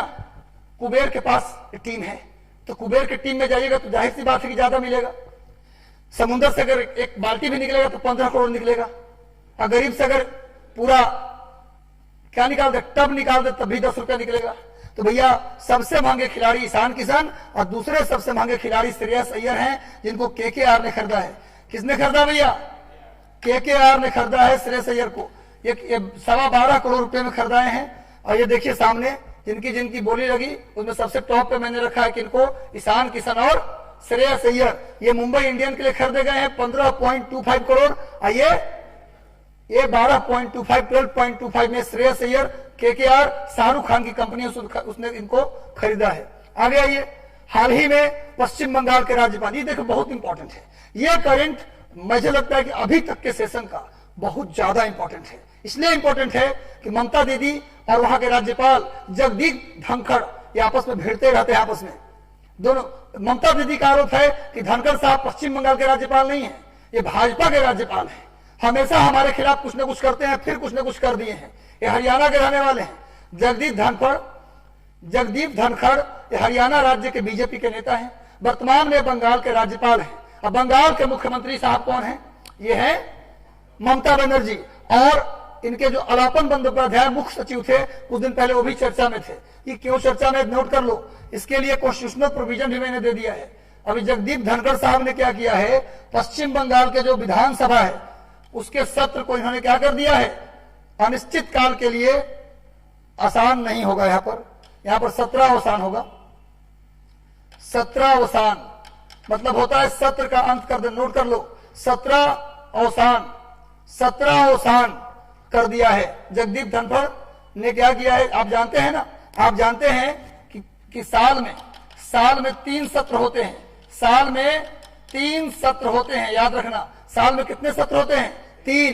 पहला बजट सेशन जो भी चल रहा है, दूसरा मॉनसून सेशन और तीसरा विंटर सेशन। साल में 3 सेशन होते हैं संसद के भी, और प्रत्येक राज्य के विधानसभा के भी 3 सत्र होते हैं। कौन कौन? बजट सेशन, मॉनसून सेशन और विंटर सेशन। याद रखो, एक बहुत इंपॉर्टेंट बात बता रहा हूं। अगर सेशन की शुरुआत करना हो संसद में और अंत करना हो संसद में, तो उसको राष्ट्रपति करते हैं, याद रखिएगा। लेकिन अगर सेशन चल रहा है और उसे कुछ दिन के लिए रोका गया है, ये करते स्पीकर, हाउस के स्पीकर, पीठासीन अधिकारी जिसको बोलते हैं। हाउस में जो स्पीकर है, अगर कुछ समय के लिए सेशन को रोकना है, इसको बोलते हैं हिंदी में स्थगन। स्थगन की बात आए तो वो पावर किसका है? स्पीकर का। लेकिन सत्र की शुरुआत करना, सत्र के अंत करना, ये राष्ट्रपति के पावर है। लेकिन राज्य की बात करेंगे तो क्या होगा? सत्र की शुरुआत और सत्र का अंत राज्यपाल करेंगे। स्थगन की बात करें, कुछ समय के लिए रोकने की बात करें, तो उसको करेंगे स्पीकर। ध्यान रखिएगा। तो ये क्या किए हैं? सत्र को रोके नहीं है, सत्र को खत्म कर दिए, अवसान कर दिए। ये पावर इनको किसने दिया है? किसने दिया? नोट कर लो। कौन सा अनुच्छेद ने दिया? अनुच्छेद 174। नोट कर लो, भी चर्चा में है, बहुत ज्यादा चर्चा में है। अनुच्छेद 174 के खंड 2 के उपखंड ए, 174 के खंड पार्ट 2 के उपखंड ए में कहा गया है कि राज्यपाल सत्र की क्या करेगा? शुरुआत करेगा। राज्यपाल सत्र की शुरुआत करेगा और सत्र का अंत भी कौन करेगा? राज्यपाल। और सत्र को कुछ समय के लिए स्थगित करना है तो किसका पावर है? ये राज्यपाल का पावर नहीं है, ये स्पीकर का पावर होता है। नोट कर लीजिए। नेक्स्ट आइए, आगे आते हैं हम लोग। तो राज्यपाल जगदीप धनखड़ ने क्या किया है, अनिश्चित काल के लिए ममता बनर्जी के सेशन को रोक दिया है अनुच्छेद 174 के तहत। आगे आइए, बहुत इंपॉर्टेंट करंट, 2015 में प्रारंभ किए गए National Career Service. National Career Service की शुरुआत कब की गई? पहला जीके तो यही है, कब शुरू की गई भाई? ये शुरू किया गया 2015 में। इससे कौन जुड़ा है? श्रम रोजगार मंत्रालय जुड़ गया है और ई श्रम विभाग जो है ये जुड़ गया है। ई श्रम विभाग, ई श्रम डिपार्टमेंट, ई मतलब इलेक्ट्रॉनिक लेबर डिपार्टमेंट और नेशनल करियर और श्रम रोजगार मंत्रालय, ये किससे जुड़ गया है? नेशनल करियर सर्विस से, जिसका स्थापना 2015 में की गई थी। नेक्स्ट आते हैं अगले करंट की ओर। आज हम लोग कुछ ज्यादा करंट लिए। अमेरिका चीन के चुनौतियों का जवाब देने के लिए, अमेरिका पड़ा हुआ है चीन के साथ। अमेरिका चीन के साथ पड़ा हुआ है मेरे भाई। चीन को जवाब देने के लिए प्रशांत महासागर का एक द्वीप है, सोलोमन द्वीप। प्रशांत महासागर में एक द्वीप है जिसका नाम है सोलोमन द्वीप, जो माइक्रोनेशिया का द्वीप है। सोलोमन द्वीप देखिए सामने दिया है, ये सोलोमन द्वीप है। इसकी राजधानी है होनियारा। होनियारा लिख लीजिए। सोलोमन द्वीप की राजधानी कहाँ है जी? होनियारा। अमेरिका ने अपना दूतावास खोला है। अमेरिका ने अपना दूतावास, क्वेश्चन आएगा किस प्रशांत महासागर के द्वीप पर अमेरिका अपना दूतावास खोलने का निर्णय लिया है? तो सोलोमन द्वीप। सोलोमन द्वीप की राजधानी होनियारा। और सोलोमन द्वीप किसका भाग है? माइक्रोनेशिया। नोट कर लो, माइक्रोनेशिया। प्रशांत महासागर के द्वीप को हम कई भागों में बांटते हैं, Micronesia, Melanesia, Polynesia. Micronesia, Melanesia, Polynesia. ये द्वीप पूछा जाए कहां पाया जाता है? कहां पाया जाता है मेरे भाई? तो प्रशांत महासागर में। माइक्रोनेशिया, मेलानेशिया और पॉलिनेशिया। तो ये जो सोलोमन द्वीप है वो माइक्रोनेशिया का द्वीप है और इस पर अपना दूतावास खोला है। किसको जवाब देने के लिए? चीन को जवाब देने के लिए अमेरिका ने सोलोमन द्वीप में अपना दूतावास खोला है। माइक्रोनेशिया का द्वीप जो ऑस्ट्रेलिया के पास है। सोलोमन कहां पड़ता है जी? ऑस्ट्रेलिया के पास। वहां क्या खोला है भाई? अपना एक दूतावास स्थापित किया है। तो लगातार सेशन से जुड़े रहो और सेशन को अधिकतम शेयर कर दिया करो। ये आज के सेशन का अंतिम सवाल देख के जाना, बहुत इंपॉर्टेंट है। वस्त्र मंत्रालय से जुड़ा हुआ है। देखो 16 राज्य की सरकारों ने, भारत में कुल 28 राज्य हैं, 16 राज्य की सरकारों ने अपने कामगारों को, अपने लेबर को कौशल प्रशिक्षण यानी कि स्किल ट्रेनिंग के लिए वस्त्र मंत्रालय के साथ एक MOU पर हस्ताक्षर किया है। MOU का मतलब सहमति पत्र पर हस्ताक्षर किया है। 16 राज्यों ने अपने लेबर को स्किल्ड करने के लिए, स्किल ट्रेनिंग के लिए क्या किया है? वस्त्र मंत्रालय के साथ समझौता किया है। और हाल ही में वस्त्र मंत्रालय ने अपनी एक आर्ट गैलरी का उद्घाटन कहां किया है? नई दिल्ली में। यह भी एक करंट है वस्त्र मंत्रालय से। वस्त्र मंत्रालय ने हाल ही में, क्वेश्चन आएगा कि वस्त्र मंत्रालय ने अपनी आर्ट गैलरी का उद्घाटन कहां किया है? नई दिल्ली में। वस्त्र मंत्रालय ने अपनी आर्ट गैलरी का उद्घाटन कहां किया है मेरे भाई? तो ये किया है नई दिल्ली में किया है। नोट कर लो। और अभी कितने राज्यों ने, 16 राज्यों ने समझौता किया किस लिए? स्किल ट्रेनिंग के लिए। किसके साथ? वस्त्र मंत्रालय के साथ एक MOU पर हस्ताक्षर किया है। और अभी आर्ट गैलरी वस्त्र मंत्रालय कहां बनाया? नई दिल्ली में। और 5वां हथकरघा दिवस इस बार मनाया गया है 7 अगस्त को। राष्ट्रीय हथकरघा दिवस कब मनाया जाता है? नोट कर लो। राष्ट्रीय हथकरघा दिवस कब मनाया जाता है? 7 अगस्त को मनाया गया है हाल ही में, पिछले साल। और इस बार पश्मीना देखो सामने में चित्र मैंने दे दिया, बकरी की प्रजाति है, उससे ऊन बनाया जाता है। इसको पहली बार BIS प्रमाण पत्र मिला है।